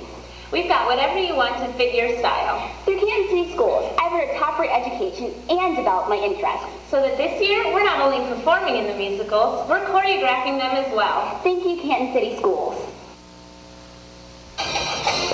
Downtown Ford scoreboard, 13-0, and there's some folks that wow. Our director said there's the ultimate cheap seats. Image video. You think maybe they've got a Bud Light or two over there? Wow, they're a long way away there, aren't they? Those are bad seats. 87 cents, and you can have them, I guess. But give applause to Dean Marini, our director, and Image Video. They do a great job. They have been. We want to correct something here. We read this, we looked at it like, I don't think so. But we weren't sure, and we figured they were correct, but they're wrong. We had the trivia question from Mercy Medical Center. In what year did Massillon McKinley play in the only overtime game? And those were the three options. And they put up 1988B. That is wrong. We had some calls, and we appreciate that from the viewers. And it's 1994. Yeah, all three of us, Denny, you, and I, sat here and looked at that and said, 88? Well, maybe, that's well, I thought it was 94, but we didn't say anything. So anyway, 1994 is the correct answer. All right, halftime, it's 13-0. And it's time to take a look at our SARTA touchdown spotlight during this first half. Massillon, of course, is shut out, no touchdowns. So the first touchdown of the game, after a 78-yard drive, the Bulldogs had the ball at the Massillon 1-yard line, and they give it to number 3. Ryan Brinson. He got in a stacked eye and led Kirksey and Goodright up ahead of him and pushed it into the end zone. So Brinson scores the first touchdown. That's our touchdown spotlight for the game's first half, brought to you by SARTA. Going your way, fixed routes, paratransit, will call, and special events. Come ride with us, ride with SARTA. Statistically, first downs, the Bulldogs 7, Tigers 5. Passing yardage, McKinley none. Massillon 39, rushing yardage 150 for McKinley and 53 for Massillon. Turnovers, 1 for each team. Penalties, 3 for 25 for McKinley, 5 for 55, and 3 of them very costly against the Tigers. Total yardage, McKinley had 25 snaps for 150 yards, averaging 6 yards a play, where Massillon had 33 snaps for 92 yards, meaning they're averaging less than 3 yards per play. Time of possession, though, went to the Tigers with 13 minutes, 11 seconds to 10 minutes and 40 seconds for McKinley. All right, we go back in the first half. If you missed some of the highlights, we've got them for you. There's the first touchdown again. And I got a feeling coming up here is a 68-yard run by Ryan Brinson. He does some fancy footwork here on the sideline as he comes down. He watches feet flip around and get back in bounds. This is a throwback pass by Ellis there. Ellis. That's Brinson's interception in the end zone. And Ellis had picked off the one turnover by McKinley when the Bulldogs were driving again. It was both Ellis. turnovers were down near close to the goal line, trying to throw one in against the opponent. This is Brinson throwing a halfback pass, and Ellis picked it off at the 5. And the wind-aided interception here. And this is Ellis coming up. No, that's 24. That's Neal. Was that Neal? Neal. Neal James. Neal James. Yeah, put that hit. Came up and delivered a big hit to Brad Jackson. Yeah. You had no yardage up there for McKinley in the passing department. The Bulldogs have only thrown it twice in the game. 3 times. Oh, that's right, Brinson on the halfback option. So they are 0 for 3, so they've only thrown it 3 times. The Tigers, of course, trailing, have gone to the air a total of 13 times and hit 7 of those. Yeah, but 3 or 4 of those were on that last drive and against a loosened up zone defense. They really haven't thrown the ball effectively against McKinley's man-to-man coverage underneath, and with Brinson as a free safety. And Paulick had gotten shaken up in that first half. And Wisen came in and was throwing the football through some nice ones. He had a couple of completions right away on out passes to Smith. We are ready to start the second half. Bell Store Citgo, and you're on the go with this kickoff. He's got the wind behind him, and again, if you just joined us, it's 25 to 40 mile an hour. The entire ball game blowing right to left. First and 10 for the Bulldogs. Paulick is tossing the football a bit on the sideline, so when the Tigers go to the offense, he may be back in there. He's their first-team quarterback. He looked like he did something to his left knee, but it looked like something he had done previously, and he knew what it was. He could have a cartilage problem there that it bothers him, and then he manipulates the knee, and then it goes away. Bill Jones is center, and I see somebody else now at the guard position with Antoine Height out of there. This is Brinson, and they're keying on Brinson right away. Up high there, knocking him down, was Alex Dahlquist. A couple of other teammates had him down below. Ryan Shumway, looks like he now is at guard. Check that offensive line. Is Arena in there? Yes. Jones the center, Robinson on the right side. They've been doing a nice job last 3 or 4 weeks.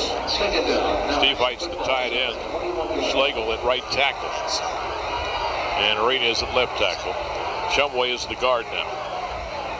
It is second down.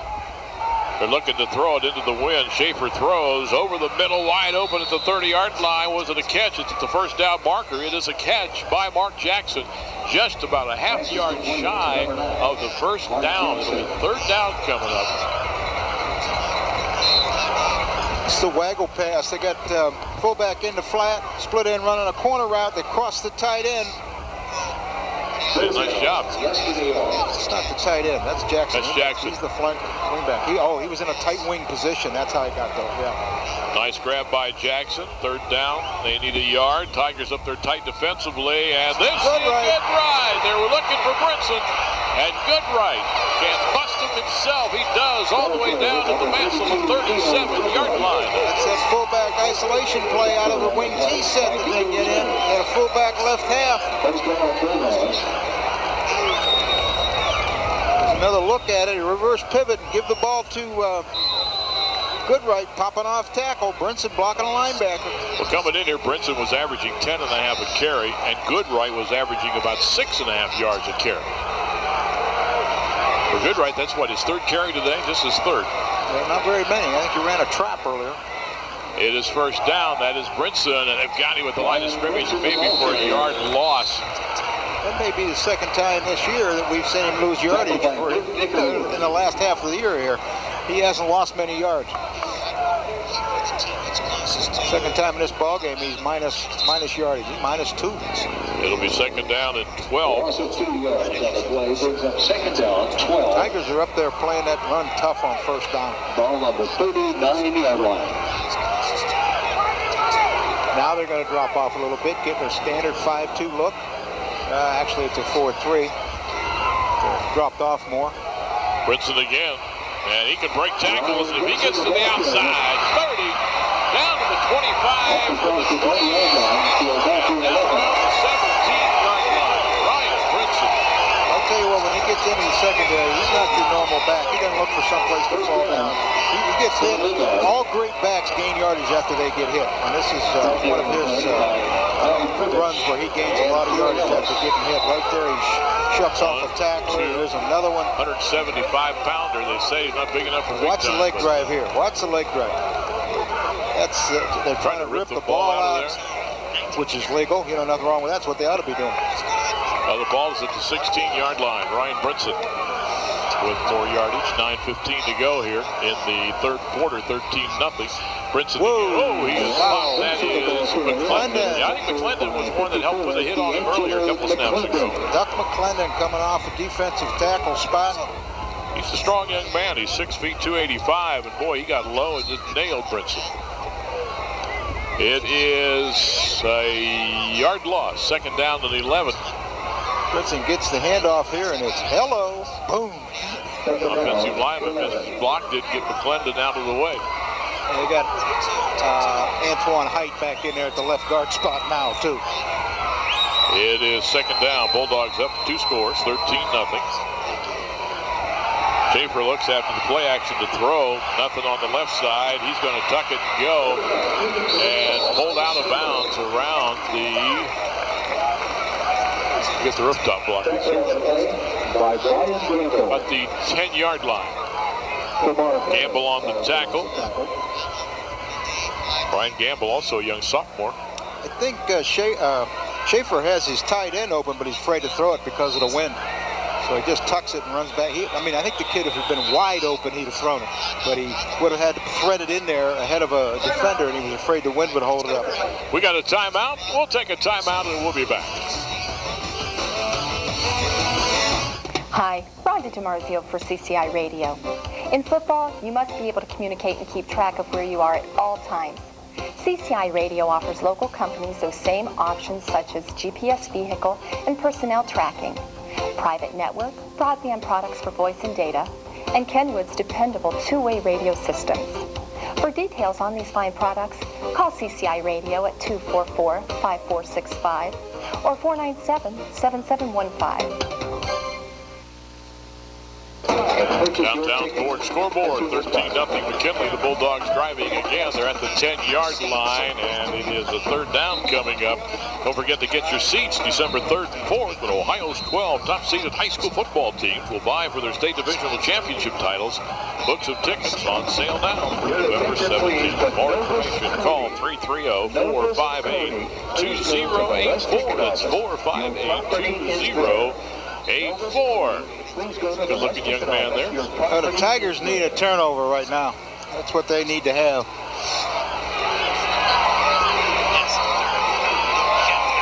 Got their backs to the wall on the 10-yard line.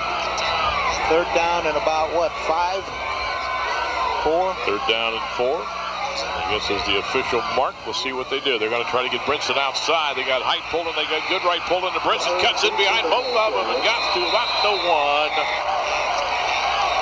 Dean Marini tells us we're still getting calls. Trivia question. I guess there were 2 overtime games, one in 88 and one in 94. Brad Jackson, number 9, came in motion that time, had a great seal block on the defensive end. Brinson following the block and really well, gets it all the way to the 2.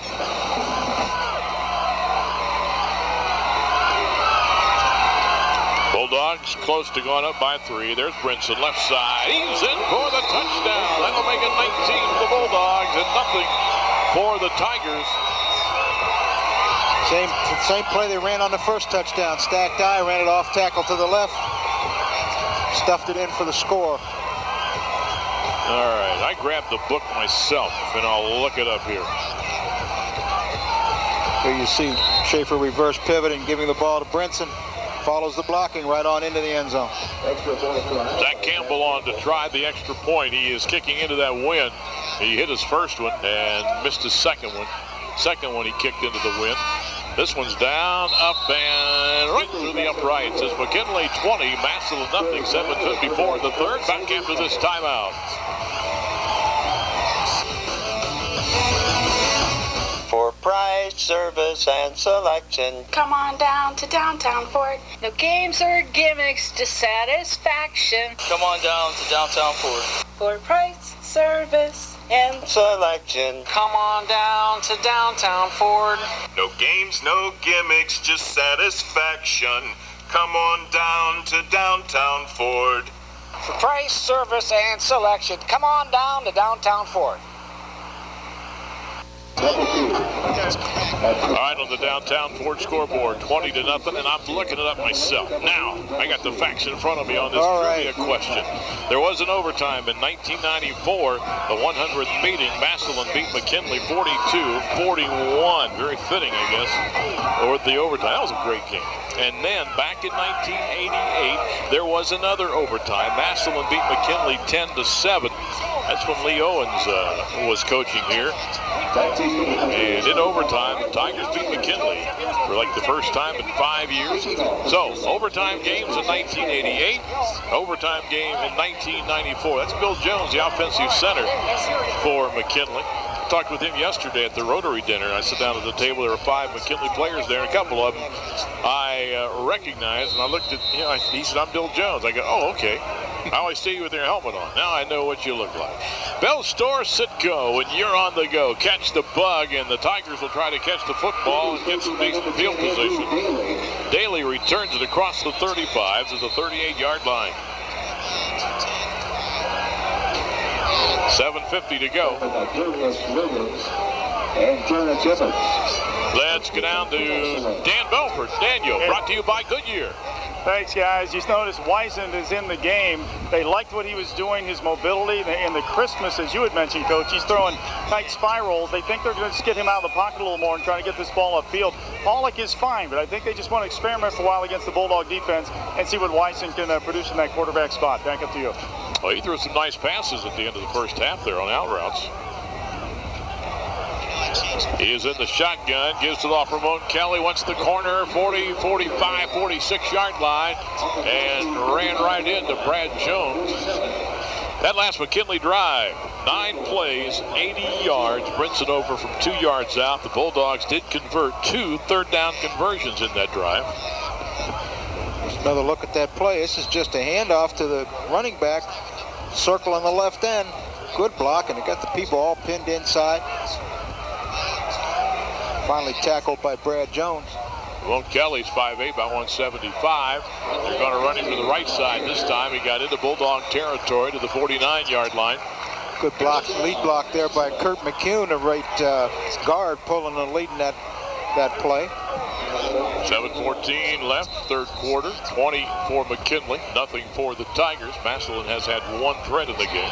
Tigers going strictly no huddle, trying to conserve the clock to try to come back in this ball game. First down and 10. Bulldogs with the 3-down lineman Wisen rolls, throws, incomplete at the 45-yard line. Well covered. Trying to get it to Jarvis. Kellen shows on the coverage. He was also one of the 5 McKinley players that attended that Rotary luncheon yesterday. Massillon people. Really great host. Big crowd. They had to set up a lot more tables than they originally planned. See Wisen rolling to his left, trying to hit the guy in the flat. Pretty well covered by shows. Not much there. It is 2nd down and 10 for Massillon. Get the ball at the McKinley 49-yard line. 5 wides. No running backs. Here comes a blitz by McKinley, and Goodright overshot him, but a lot of help arrived. Antoine Height showed up. You know, for 6'2", 284, he's got some feet under him. Yes, I was commenting on that earlier. He can move. He's got good agility. The loss is back to the 47-yard line in Massillon territory. See the direct.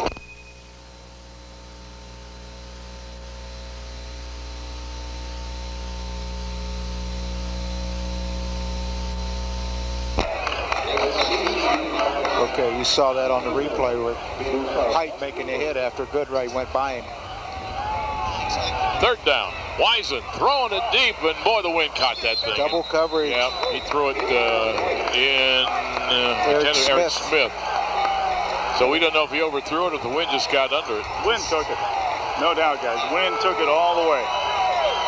How is it on the sidelines, Dan? It looks pretty crowded down there. Well, this is like homecoming every time we're here. I mean, it is just people on both of the sidelines. If you've noticed the wind, too, you mentioned has it picked up. It has picked up noticeably. The flagpole's actually moving and shaking now. So it's beyond just making the flag fly out straight. It is really some tremendous gust down here. Well, Wisen's going to punt with the wind behind him. Oh, wow. My goodness. Wow. It went out of bounds. Yeah, Coffin corner. Let's see where they mark it as you watch the official walking up the sideline at the 11-yard Bulldog line. 11. Let's take a timeout and we'll be back.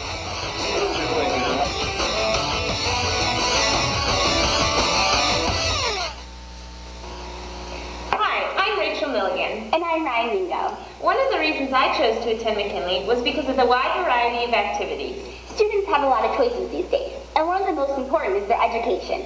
If you're interested in music or drama, we've got it all, from bands to show choirs. And don't forget our theater productions.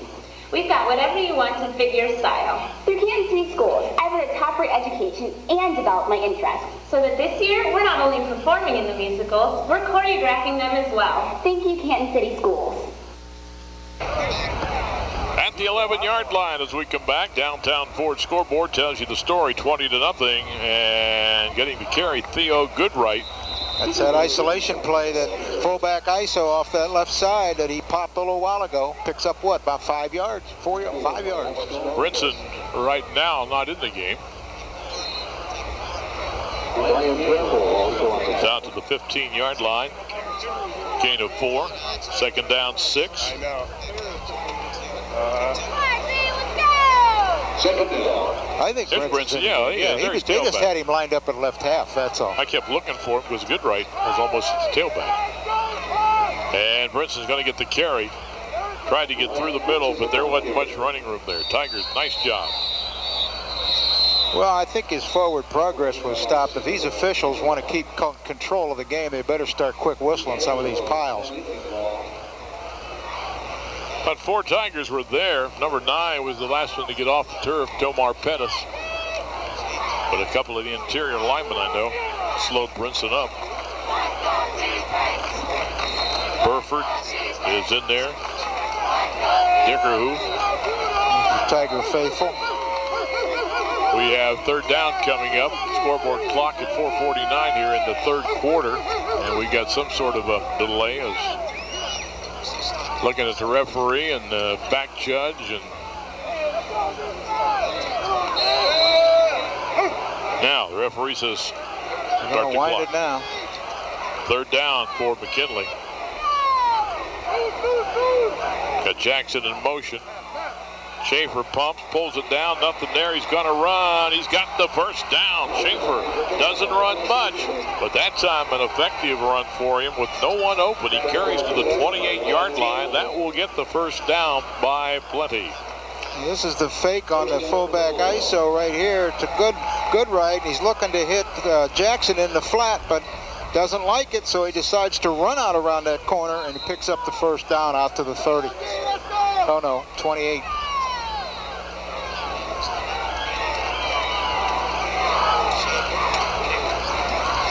First down 10. McKinley in the first down department. That is, Denny tells me, 8 by rushing. They have 2 by penalties. So the Bulldogs 10 first down to the game. They lead it 20-0. And Brinson again. Nothing inside. Wanted to go outside. And Dickeroo. Daly. Andrew Daly hit him first. No look. And about 2 people after that beat up on him. Gamble. Those 3. Ball is going to be spotted at the 29-yard line. Second down. Just across the 28. I guess we got to put it at the 29. That's the player for the Tigers that lost his life. And Steve Studer, of course, passed away, and the Tiger team this year sort of dedicating the season to those 2. Brinson again, the carrier, go about the 32-yard line. Number 55, which was worn by Studer, has been retired on the Massillon roster. Clock at 3:44 in the third. McKinley right now pretty much in control of this football game. Their defense has just played well down the stretch here. They have another shutout. Well, they have 4 coming into this game. Yes. Out of 9 games. Third down at the 31. They need about 7. Brinson goes in motion. Schaefer's going to throw down the middle and overthrows his tight end, or check that. That's tight end. Yeah, that's 82. I know it's 32. That's 82. Stephen Height tried to hit him on the seam cut right there. They put Brinson in motion from the tailback spot and hoped they wouldn't cover the tight end, releasing down a hash mark. It's fourth down, McKinley after 31, and Grimsley punting into this wind. The last one, he kicked 12 yards. This is his second punt. First one went 12 yards. And this one may not go a long way. They almost want to try to keep a line drive on a roll. Pressure's on. He does keep it low. Did it hit somebody? Let's see. I think it hit Goodright at about the 49, but I don't know that the officials saw it. I think they did, because they keep running into the 50-yard line. Yeah, they're going to put it on the 50. CCI proud to continue their tradition of recognizing the player of the game. The player of the game to receive a plaque, letter of recognition, as CCI strongly supports the accomplishments of interscholastic sports programs. And the winning team of the game this afternoon to get a $100 donation to their athletic fund. That's from the folks at CCI. That punt 18 yards. So Mr. Grimsley's kicked 112 and kicked 118. Yeah, they had the misfortune to kick into the wind both times. Anybody would do much better.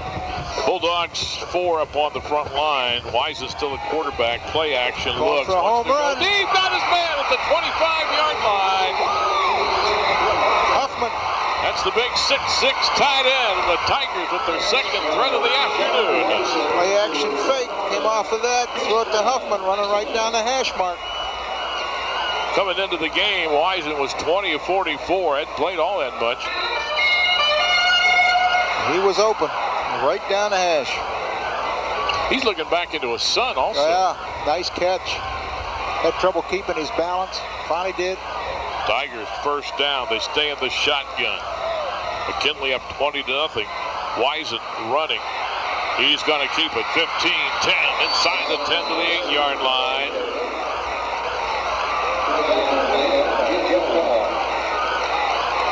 There's Brett Huffman. 6'6". He's only a junior. He's back next year. He's a horse. 2:49 on the clock as you look at Sean Wisen, who's come in and played pretty effectively for the Tigers, trying to get him in the end zone for the first time. The history here is to come back. They ran a decent play to the left, even though he had to run the ball. Their history here is to come back and run the same play to the right. See if we put Kelly in motion. And Ramon Kelly is number 5. Sets now to the right side of Wisen. They have trips already to the right of the formation. Yep, same thing. Wisen's looking, is going to throw into the end zone, and was that picked off? Yep. Holy cow, a diving interception in the end zone by Kellen Shows. Kelly coming out of the backfield, curling over the middle, was wide open. Wisen elected to throw it into the end zone, trying to get the score, but threw into like triple coverage here. Watch number 5 come on over the center. He's wide open. Nobody near him. Fires it into the end zone. Shows picks it off. So the Bulldogs, for the second time today, turn the Tigers away with an interception, and the score stays at 20-0. And 2:22 left to go. Well, the Tigers have been into the 22-yard line, and now this time they got into the 9 and have not scored. So Schaefer will put the Bulldogs back to the offense. Brinson 1 yard out to the 21. Counter Trey trying to run Brinson back away from the side that he starts to. Start him left, bring him back right. He popped that one earlier for 68 yards and a score. McKinley may be content to try to run as much clock as they can in the third going into this wind. Just run the ball. It's 1:59 left. They don't want to punt. They'd like to get a first down. You don't want to punt. You're not going to punt at 15 yards. That's the average, right? McKinley with 2 timeouts left in the half. The Tigers with 3. Ball at the 21. There he shows. Shows on the sideline. Made an excellent interception. I understand he's an excellent student. Fake? No, he's got it. That is Jackson around the left end. They tried that play earlier. Well, I thought sure they ran that reverse earlier, that this time we were going to see the fake reverse, but he handed it off. It would have been too, but they didn't have a replay of the out to the 23. A couple of more yards. 3rd down and 8. 1:20 to go. McKinley in danger of having to kick into the wind as the third quarter would end. 3rd and long yardage. McClendon comes out looking to get a little more speed in the lineup, maybe. Jackson's a little shaken up as he goes off the field on the far side. He's got a leg cramp. Over there stretching his calf out right now. 1 minute to go in the third. Bulldogs 3rd and 7 from their 23-yard line. Tigers 5-2 look. And the give to Brinson, and he's out to the 28. He's 2 yards shy of the first down. That's that scissors trap they run. It's a companion play to the fullback ISO off the left side. Brinson jabs left and comes back to his right. They pull the left guard and trap. Have him right now. I think that was Anthony Robinson pulling, or Shumway, one or the other. Pettis, number 9, made the stop. So we have 23 clock running, and McKinley's going to have to kick into this wind. Again. Punts of 12 and 18 yards. I don't think they can wait out 25 seconds. We're down to 12, 11. Grimsley keeps thinking, why me? Why do I have to kick down to 7, down to 6, and they snap it. And there's the kick. Oh, he got that one high, and the wind just stops it. It's going to be blown dead at the 33-yard line, and time is out after 3. Canton McKinley 20, Massillon nothing. Back with period number 4 after this timeout.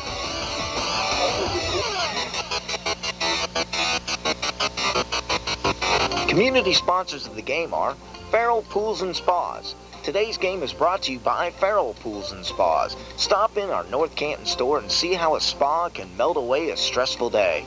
Farrell Pools and Spas. We put the Oz in spas. Spectrum Orthopedics. We've got you covered. Multiple locations to serve all your orthopedic and sports medicine needs. Serving all area hospitals. Visit us at spectrumortho.com. The East Central Ohio Building and Construction Trades Unions. When Walmart decided to build 2 new supercenters in Canton, they said no to local contractors and workers. The Building and Construction Trades Unions are asking you to say no to Walmart and shop local, loyal retailers. CSE Federal Credit Union, locally owned since 1938. CSE is committed to service and education and is known for being a family-friendly credit union. CSE is now serving all of Stark County. CSE, we're all you need. Building 9. Building 9 sells windows, doors, kitchen cabinets, bath vanities, ceramic tile, vinyl siding, and much more at discount prices. Building 9, with locations in Akron and Massillon, is proud to be a sponsor of Stark County football. Rick Black Photography, official team photographer of the Canton McKinley Bulldogs. Rick Black Photography, a look you'll like for all your portrait needs. Located at 927 West Main Street in Louisville. As we start the fourth quarter. The downtown Ford scoreboard, 20 to McKinley. That was a 5-yard punt. I think it defended about 6 yards. Yeah, this is Ramon Kelly. Oh, fumble! And the Bulldogs, I believe, have it. Height. The big tackle. That ball just bounced out of his hands. He never had control of it. Well, Dan Grimsley has punts into the wind of 12, 18, and 6 yards, but the Tigers just unable to take advantage. Kelly coming back. He doesn't have control of it. He loses it right there. Good right. Rode him to the ground. Antoine Height on the football. What is that, third turnover or 4? I thought they threw 2 interceptions. And then the fumble. That'd be 3. It gives the Bulldogs the ball out at their 36. And Goodright will try to run some clock and give the Bulldogs a 7-3 record into the playoffs. Goodright to about the 41. There's your story on the turnovers. Massillon with 3, McKinley with 1. And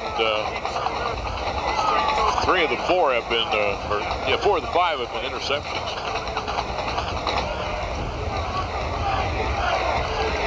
It is second down. Around 6 or so. Tigers, they got 6 up on the line of scrimmage. Because they know that Bulldogs are going to run the ball. Yep, Brinson. They've been up there with those 6 people all day. They're putting those outside linebackers up tight and tough. Let's go down on the sidelines. Dan Belfort, brought to you by Goodyear. Well, McKinley seems pretty well in control. Obviously, guys, Tigers got their work cut out for them, but fourth quarter has not been the quarter for the Tigers this year. They have been outscored 75-36 by their opponents. On the other side, McKinley has outscored their opponents 49-27. Back up to you. Well, I think the Tigers are in a tough spot. They're down 20 points and they're going into the wind in the fourth quarter. None of that stuff is very good. Out of the eye. Tigers again. Boy, they got a lot of people up there. They've had them there all day trying to stop the run. Schaefer to throw. Sideline. And again, he's got the wind now behind him. Incomplete. It's a double-edged sword, isn't it? When you throw it into the wind, it stops. And when you throw it with it, it blows the ball over your receiver's head. Well, the wind's so strong, we mentioned first half. Our cameraman up on top of the roof here. Their cameras even do some rock and rolling from time to time. We were down in the field. It's like trying to stand in one spot and the wind was pulling you by Grimsley. Well, Grimsley gets to kick down with the wind at his back.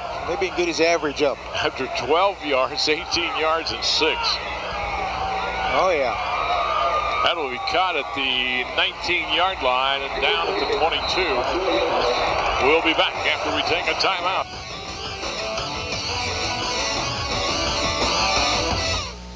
For price, service, and selection. Come on down to downtown Ford. No games or gimmicks, To satisfaction. Come on down to downtown Ford. For price, service, and selection. Come on down to downtown Ford. no games or gimmicks, just satisfaction. Come on down to downtown Ford. Come on down to downtown Ford.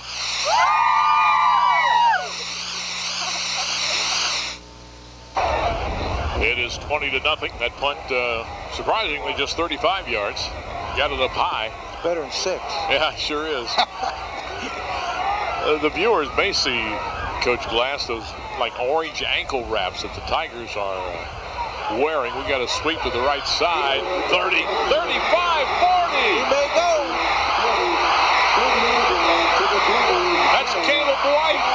He is gone. Oh, check that. That's 29. That's Caleb White. Caleb White. That's his first carry today. 178-pound senior got around the corner. And shows speed, and the Tigers are on the scoreboard with 10:08 to go in the ball game.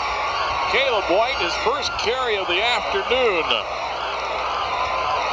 There's another look at it. It's a stretch play coming around the corner.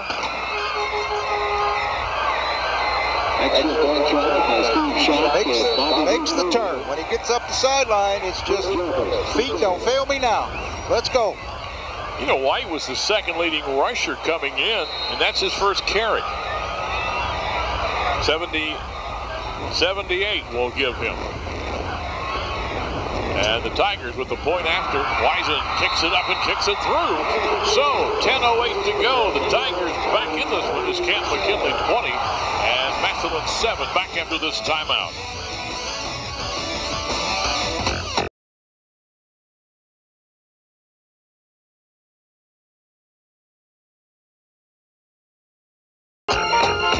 Hand me down a walking cane, hand me down my hat.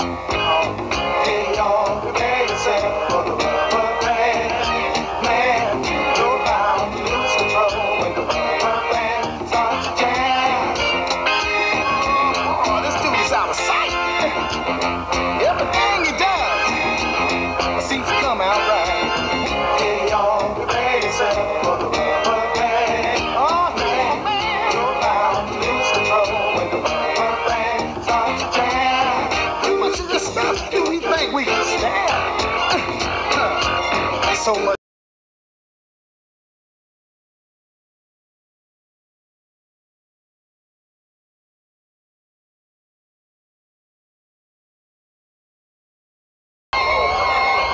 Downtown Ford scoreboard.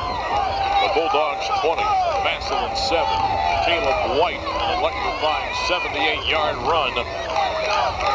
Coming in here today, he had 238 yards, about 5 yards of carry and 5 touchdowns.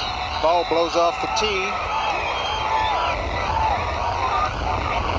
Bellstor of Sitco, catch the bug, ready to bring you this kickoff. Tom Jarrett, WHBC, every Thursday morning at a Sitco in Stark County. And you find Tom first, you get a $25 cash card. Your school gets $150. You think what? Oh, I think this may be an onside. Oh, really? Well, they're going to kick into the wind and going to go very far. And McKinley's up on got their receivers up on the 20. Nope, kicked it into the wind. Caught, 32-yard line.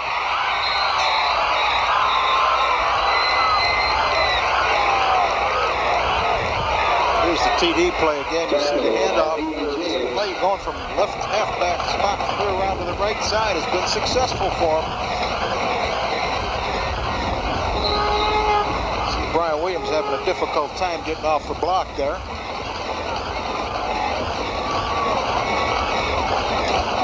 Caleb White, 78 yards, and it's 20-7. McKinley at their 33, first down and 10. Again, they got the wind behind them. Brian Brinson has been slowed down here in the second half, and Schaefer is looking to go deep and get it all back, and it just was flying over everybody's head. Jackson was the intended receiver going deep.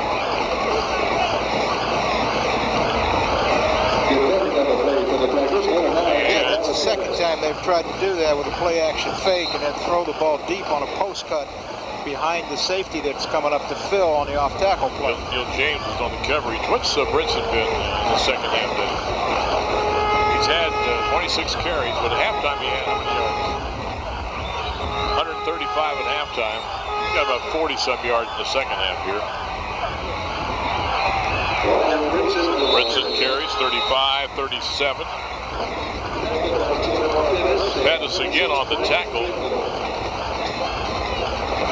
Scoring drive, one play, 78 yards. Well, Brinson was 68, I think, on his touchdown run, and White now 78 yards. We got Canton McKinley calling a timeout.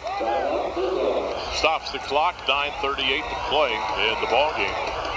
They're on top 20-7. They're looking at third down and 6. Coach Cross out there telling his troops, these guys aren't going to quit playing. You better continue to play or you may get beat. Let's go down to Dan Belton. Daniel. Yeah, well said, Coach. That's exactly what he was telling a couple of kids on the sideline. But he had a little discussion with Ryan Schaefer on the long ball. The play they wanted was the man to the sideline, about 20 yards upfield, get the first down and keep the ball moving. He took it upon himself to go for the home run ball. He's a little, in a sense, he wants to calm these kids, make them realize, as you said, Massillon's not going away, and therefore we must execute to stay ahead of this ball game and tack on another score. Back up to you.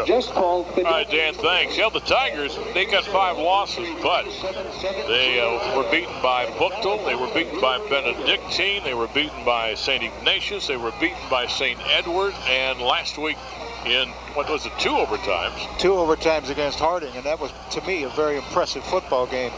Go 2 overtimes, get beat 15-12. Well, Harding then last night beat Hovind. Yes, badly. 49-35, I think it was. It is 3rd down and a big 6. Schaefer play action, booting right, looking, throwing, and again way over the head of his receiver. Ball is just sailing on him. Look at the papers blowing on the field. Yeah, the ball is just taken off. That's not all Schaefer's fault. Now the Bulldogs have to kick it back to the Tigers. 3rd down conversions today. McKinley 3 out of 9. Massillon 1 out of 7. Replay of the naked bootleg to the right side. Lets the ball go, but it just takes off like a bullet. Grimsley to kick it away. They're coming after it, but he got it out of there. And it's going to be a line drive, caught at the 23-yard line. And he returns it to about the 27 or so. Hey, don't forget, get your seats to see high school football action at its best. Books and tickets to the 2004 Ohio High School State Football Championship, December 3rd and 4th. On sale now through November 17th. So call the Canton Stark County Convention and Visitors Bureau. Order your ticket. That's 330-458-2084. 458-2084. That kicked 36 yards.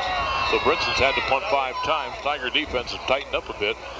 And the Tiger offense moving the ball. Really motion on the Tiger sideline, too. Wisen at quarterback gives to Caleb White. He's the one that busted it last time. And same play. He is to the 32-yard line. Pulling that guard, Kirk McCune, leading that thing. Coming in, we told you the Tigers were really a 4-back offense team. Moncrief started out with the first carry. Kelly's got some carries. Robinson, not sure, well, Morris does, and White does. They've had Linnell Robinson this year, so. Now Robinson's in there now, the running back spot. Fresh legs. Trying to come around the left side. Courtesy, the linebacker was there to get a hold of that stiff arm and throw him down. We're going to let him outside that time. They run that cross sweep, handoff cross sweep, and it's been very effective for him. Trying to run it again. This time Kirksey keeps outside leverage and makes the tackle.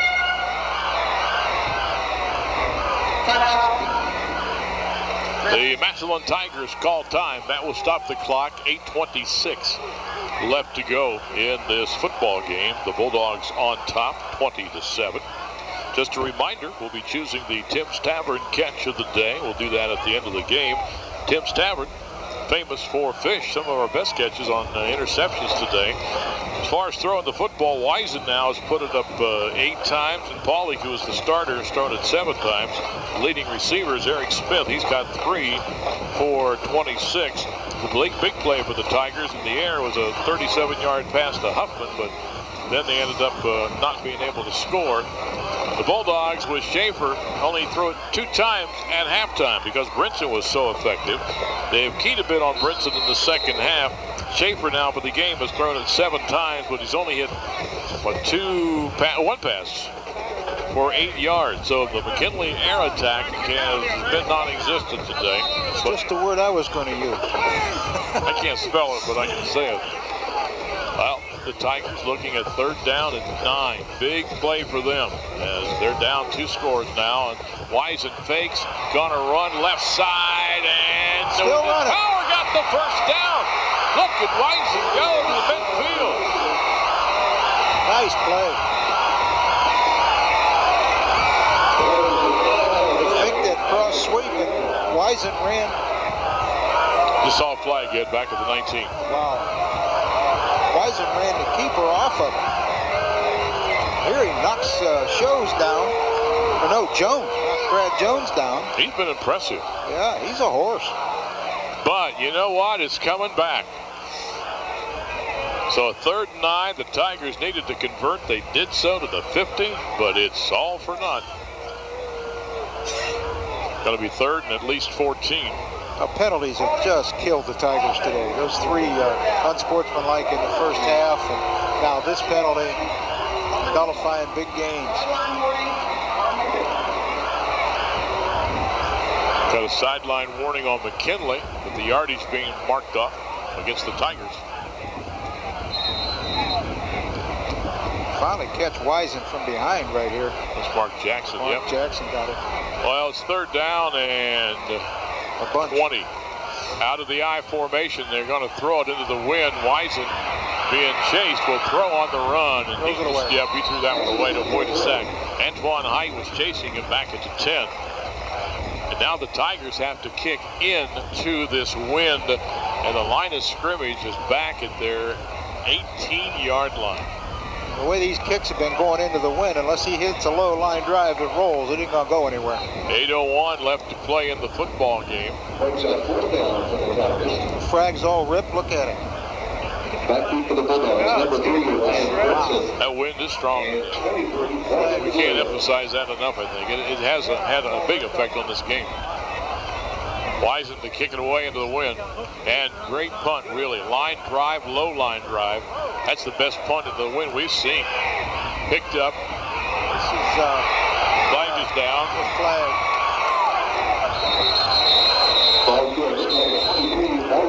Morgan Williams, the young sophomore, first time he's touched the ball today. We told you about him. He can carry the mail.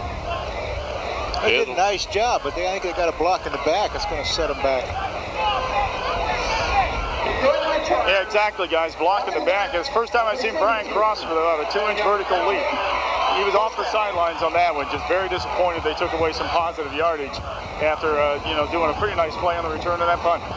There is Coach Cross coming up from Grove City, where he had a successful program. Sets it clear back to the 29. Massillon needs a turnover. Tigers get a turnover and a touchdown right here. They can turn this into a ball game. There's still 7:47 left. That's why when they got to the 50, that penalty was huge.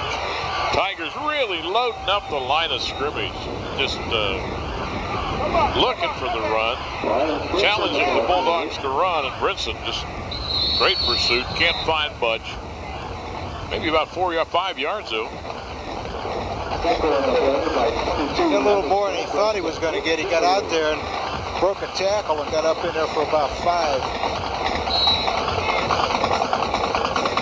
6 penalties on the Tigers, 65 yards, and 4 on the Bulldogs for 35. Clock at 7:17 and running. Second down and 6. Rick Shep is hoping his team can. Well, you know, penalties and turnovers in this kind of a game are usually a big deciding factor. And Brinson just can't find anywhere to go. He fell over the leg of his, in fact, his knee went down 31 or 2. You saw the official run up there, the referee, and point. I think he tripped at that point over the leg of his offensive lineman. He tried to get up inside here. They're pulling Anthony Robinson and Leighton Goodright. Yep, right there. Yeah, he falls right there. His foot's I don't know if his knee did hit. Well, he tripped over Robinson. I don't think his knee did hit, but of course it did, since the referee said it did. Third down, McKinley, as they want to convert. Again, they got the wind behind them, but they have been very ineffective throwing today. Schaefer's going to try again. Pressure, and they're going to sack you back at the 20-yard line. So the Tiger defense has forced McKinley to kick, and they pushed him back to the 20-yard line. That was a loss of well over 10 yards. Good pressure by the Tigers that time. Expecting a pass, a lot of heat.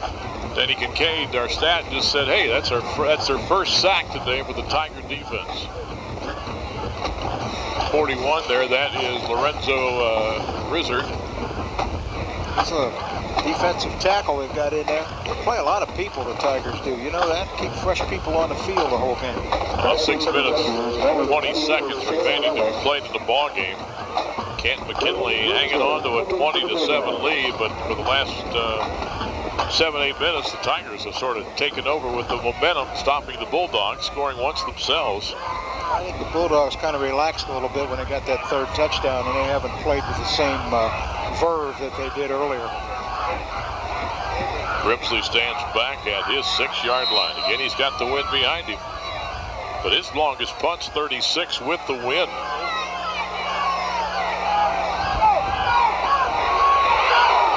Just almost blocked it.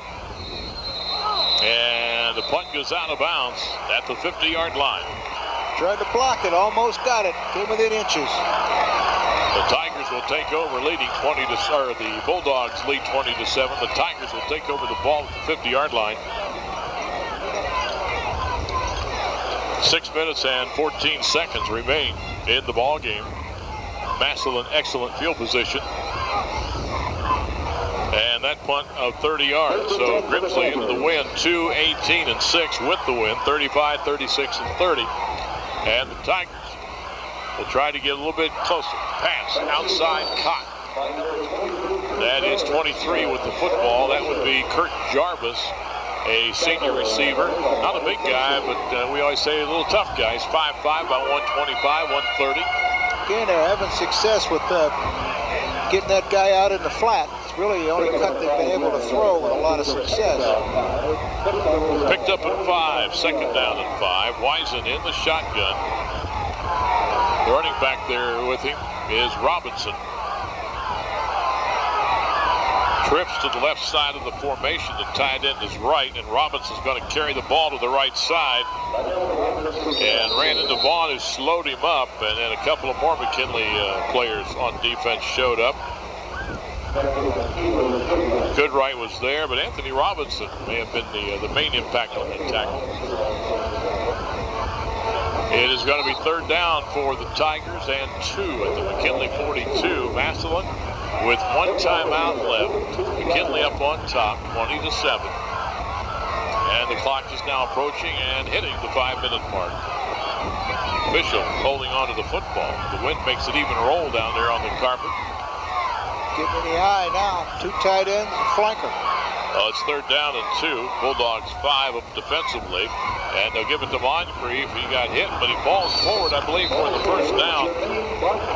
This is 4-down territory for Massillon anyhow. They're going to have to go for any 4th-down situations they have. You'll see Goodright. Well, we have the replay. Goodright made the tackle. There's the trees. First down, Tigers, as the wind continues to blow hard right to left. As we look at it here, you look at it at home. We watch the clock for you. 4:41 remaining. Massillon at the Bulldog 40. First down and 10. Shotgun Wisen. Trips left. Wisen goes up, maybe changing the play. He had looked at the sideline before he stepped up near his line of scrimmage. Back to pass. Good protection. Now breaks down. He's got to run with the football. Harry Moore finally got him. Antoine Height. Antoine Height up in there creating havoc. Clock runs at 4:10. Tigers quickly to the line of scrimmage, looking at second down and 9. See the snap. The Bulldogs trying to put pressure. Anthony Robinson flushed him out of the pocket. Height grabbed an ankle. Finally get him on the ground. Well, they're taking a while to get a play away. Well, they've got time because they don't hold.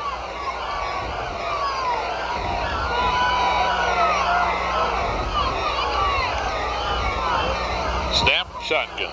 Wisen looking left, nothing there, pulls it down, looking, run, and now he's got to run, and he is sacked back at the 45-yard line. That is Harry Moore. Well, Moore came off the coverage that he had in the flat and came up and tackled the quarterback. He did it so quickly that Wisen couldn't get his arm up to throw the ball. And that is McKinley's first sack of the game. He starts to run to his left here. And Moore sees him coming out of the pocket. He's being chased by Anthony Robinson. Moore comes off his flat coverage and tackles him, and he can't even raise his arm and flip it to the guy. I thought Harry Moore would go out in the flat. One of the camera people from Image Video with the wind whooping around on the rooftop. Be some confusion here on the Tigers sideline. Clock is stopped with 3:05. 20 to 7. McKinley still leads. They're alternating all kinds of people. This is like a Chinese fire drill. It changes. 5 players right there. Yeah. Wisen's limping now as he comes to the sidelines. Got number 16 at quarterback. That is Bobby Huth, a sophomore, who has gone in at quarterback. Then 5 wides. No running backs. And it fumbles the snap, and the Bulldogs have it at the 49. Theo Goodright falls on it, and that probably slammed the door on the Tigers right there. They went down to their third-string quarterback. Big game like this. Snap was a little low, and he was backing up as he was taking the snap. So he starts back, and the ball's a little low, and it gets off the end of his fingers, and he falls. Goodright beats him to the football. So the Bulldogs will take over with 2:52 to go.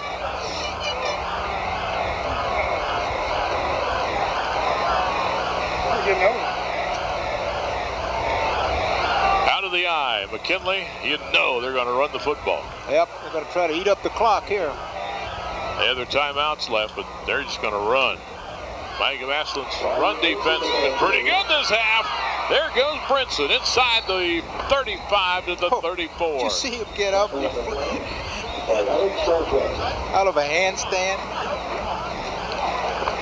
Let's get out on the field. Dan Belford, your observations to close this one out. Well, as they close it out, Coach Cross has talked to the kids, I think finally sunk in. They knew Massillon to get back into this game had to go upstairs to throw the ball they're throwing into the wind. And to make that even more doubly difficult, there were very few instances where they even had a glimpse at a wide open receiver. And you got to give credit to the D over here. The McKinley defense stepped up when they had to do it in the waning moments of this game. Back up to you. Ryan Brinson having another excellent day. Defense, offense. Goodright, a quick hitter to the 30, and he'll fight for yardage. Ball comes loose inside the 30. I think the Bulldogs got it back. Yep, the officials right there saying second down coming up.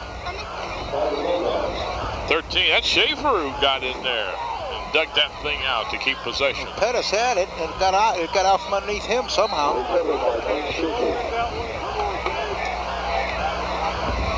And they're going to put it at the 28 of the Tigers. The clock runs 1:54. One timeout for Massillon. McKinley with one timeout. They have no reason to call it unless they have some confusion. Bulldogs looking at second down. 4 Tigers. You can see him loaded up on the line of scrimmage. This is Brinson to the outside. Cuts in behind the block. And he's about 2 yards shy of the first down as he got to the 26-yard line. Good pursuit by Brian Gamble, number 26, up to make the hit. Good crackback block by Mark Jackson on that time again. Every time they run that toss sweep, they bring that flanker in and pin that guy on the line of scrimmage. Timeout's called. We'll take a timeout and be back.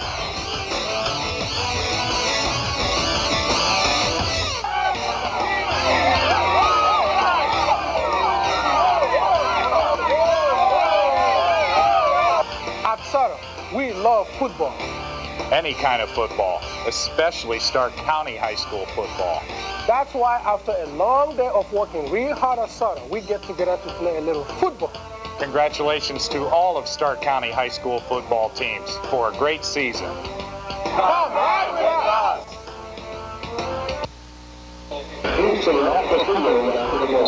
Downtown Ford scoreboard, 20-7, Canton McKinley. As you look at the flag, we've had those 25-mile-an-hour winds, and the flag was okay when they started, but it is ripped now at the top, as you can see. Bulldog fans happy, cheering their team on to the playoffs here. Third down and long one for McKinley at the 25 of the Tigers. Massillon looking run, and Brinson's got the first down to the 21-yard line. What an afternoon again for Ryan Brinson. And the offensive line pats on the back. Brinson gives them that. He credits them with what has happened with this team in the second half of the season. They've created the seams. There's no doubt about that. And he has the ability to get up in there and run that football. He's over 200 yards. We watch the clock. 1:20. There's the afternoon again for Ryan Brinson. 34 times, 208 yards, and 3 TDs. Coming in today averaging 10.4 yards a carry. So the Bulldogs will be in the playoffs next week. We're not sure where. Boy, the scenario is unbelievable. And they're going to take a knee with 1 minute to go. Massillon has no timeouts left, so they can't stop the clock.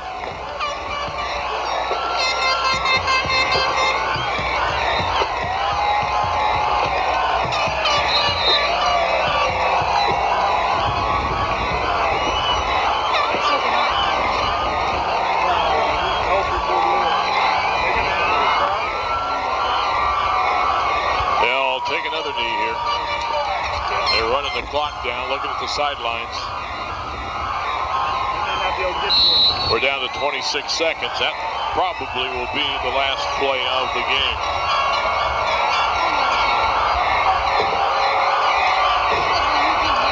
That's it. And now, a little scuffle. The McKinley players went to the Massillon 50-yard line. That's too bad because that ruins the game. Yeah, the emblem's that. And the Tiger players out there trying to push McKinley off the emblem.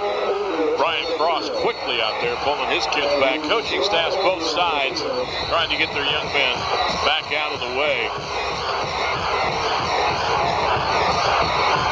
This one's over, the 112th meeting, and the McKinley Bulldogs into the playoffs with a 7-3 record.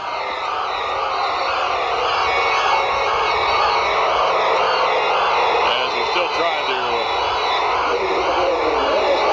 clear the field, the victory bell has now gone over to McKinley's side. We'll come back, start wrapping things up after this timeout. Community sponsors of the game are Pritchard's Roof, Chimney, and Siding Company. Honesty is the best policy. Customer satisfaction is guaranteed. Call Pritchard's Roof, Chimney, and Siding Company at 330-454-1478 for a free estimate. Belden Village Open MRI. High performance in an open and friendly environment. Belden Village Open MRI.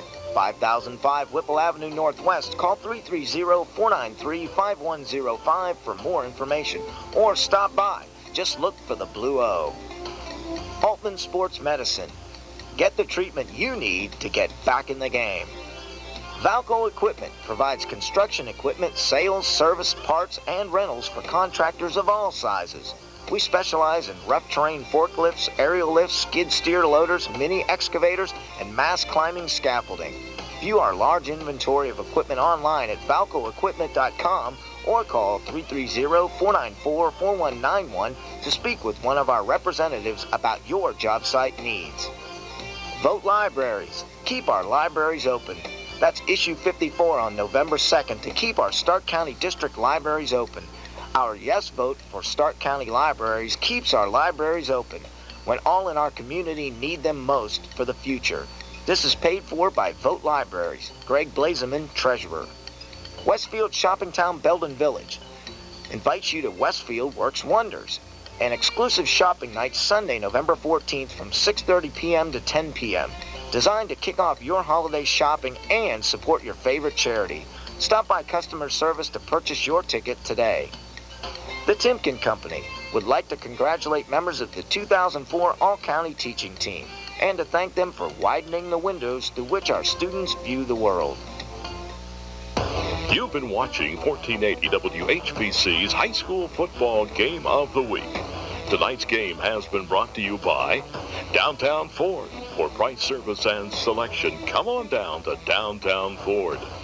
By CCI, your telecommunications specialist. By Stark Area RTA, come ride with us. By Subway, the fresh and healthy choice. By Mercy Medical Center, we can get you back into the game now. By Goodyear, your local Hall of Fame Goodyear Gemini tire team. And by Bell Store Sitco, when you're on the go.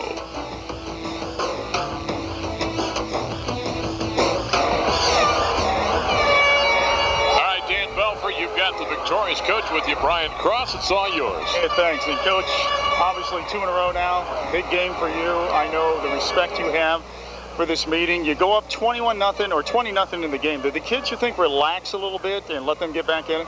Well, I think what happened was they just started playing 9 in the box, and we have to throw the football. And when we threw the football, we had people open, and we didn't complete the passes. Had we completed those passes, then they would have had to loosen up.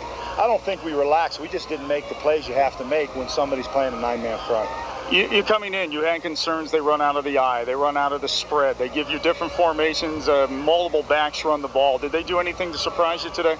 Nothing to surprise us. They had the running back that hadn't played for a while played, and they went through every one of their quarterbacks. I think they did everything they could do. We made some great in our end zone with an interception or 2 down there, and we moved the ball well enough. They had good field position the second half. It was just a great effort by our kids. Our backs were to the wall. If we don't win, we may not make the playoffs. And there was a lot more pressure on us than them. And I think our kids really responded well. We weren't happy with the way we moved the ball in the second half, but we got it done enough to get it done. Well, you moved it. Ryan had an outstanding game. The offensive line, maybe something we overlook sometimes. Your defensive secondary was blanketing people all day today. Well, I think people don't give our defense enough credit. We held them to, 7 points today, and it was on a long run, and that's the first long run we've given up all year long. Our defense deserves a lot of credit, and they don't get enough credit for the way they played, and our defensive coaching staff is just doing an outstanding job. Coach, 2 in a row, Massillon McKinley game. We'll see you in the playoffs. Thank you very much. All right, Brian Cross of Canton McKinley, guys, back up to you. All right, Dan, thank you much. Good job here on this Saturday afternoon. Let's go to the catch of the day, brought to you by Tim's Tavern. And the catch for this afternoon, we've done this before. We're going to the defense. We had a couple of nice ones on offense, but the Bulldogs come up with a couple of big interceptions in the end zone, and this one by Kellen Shows, a great catch, stopped the Massillon scoring threat. That's Wisen. Wisen throwing the ball. Shows picks it right off the doggone paint. Yep, nice interception. So, Kellen Shows, your friends at Tim's Tavern congratulate you for the catch of the game, and you'll get awarded dinner for 4 at Tim's Tavern for that nice interception.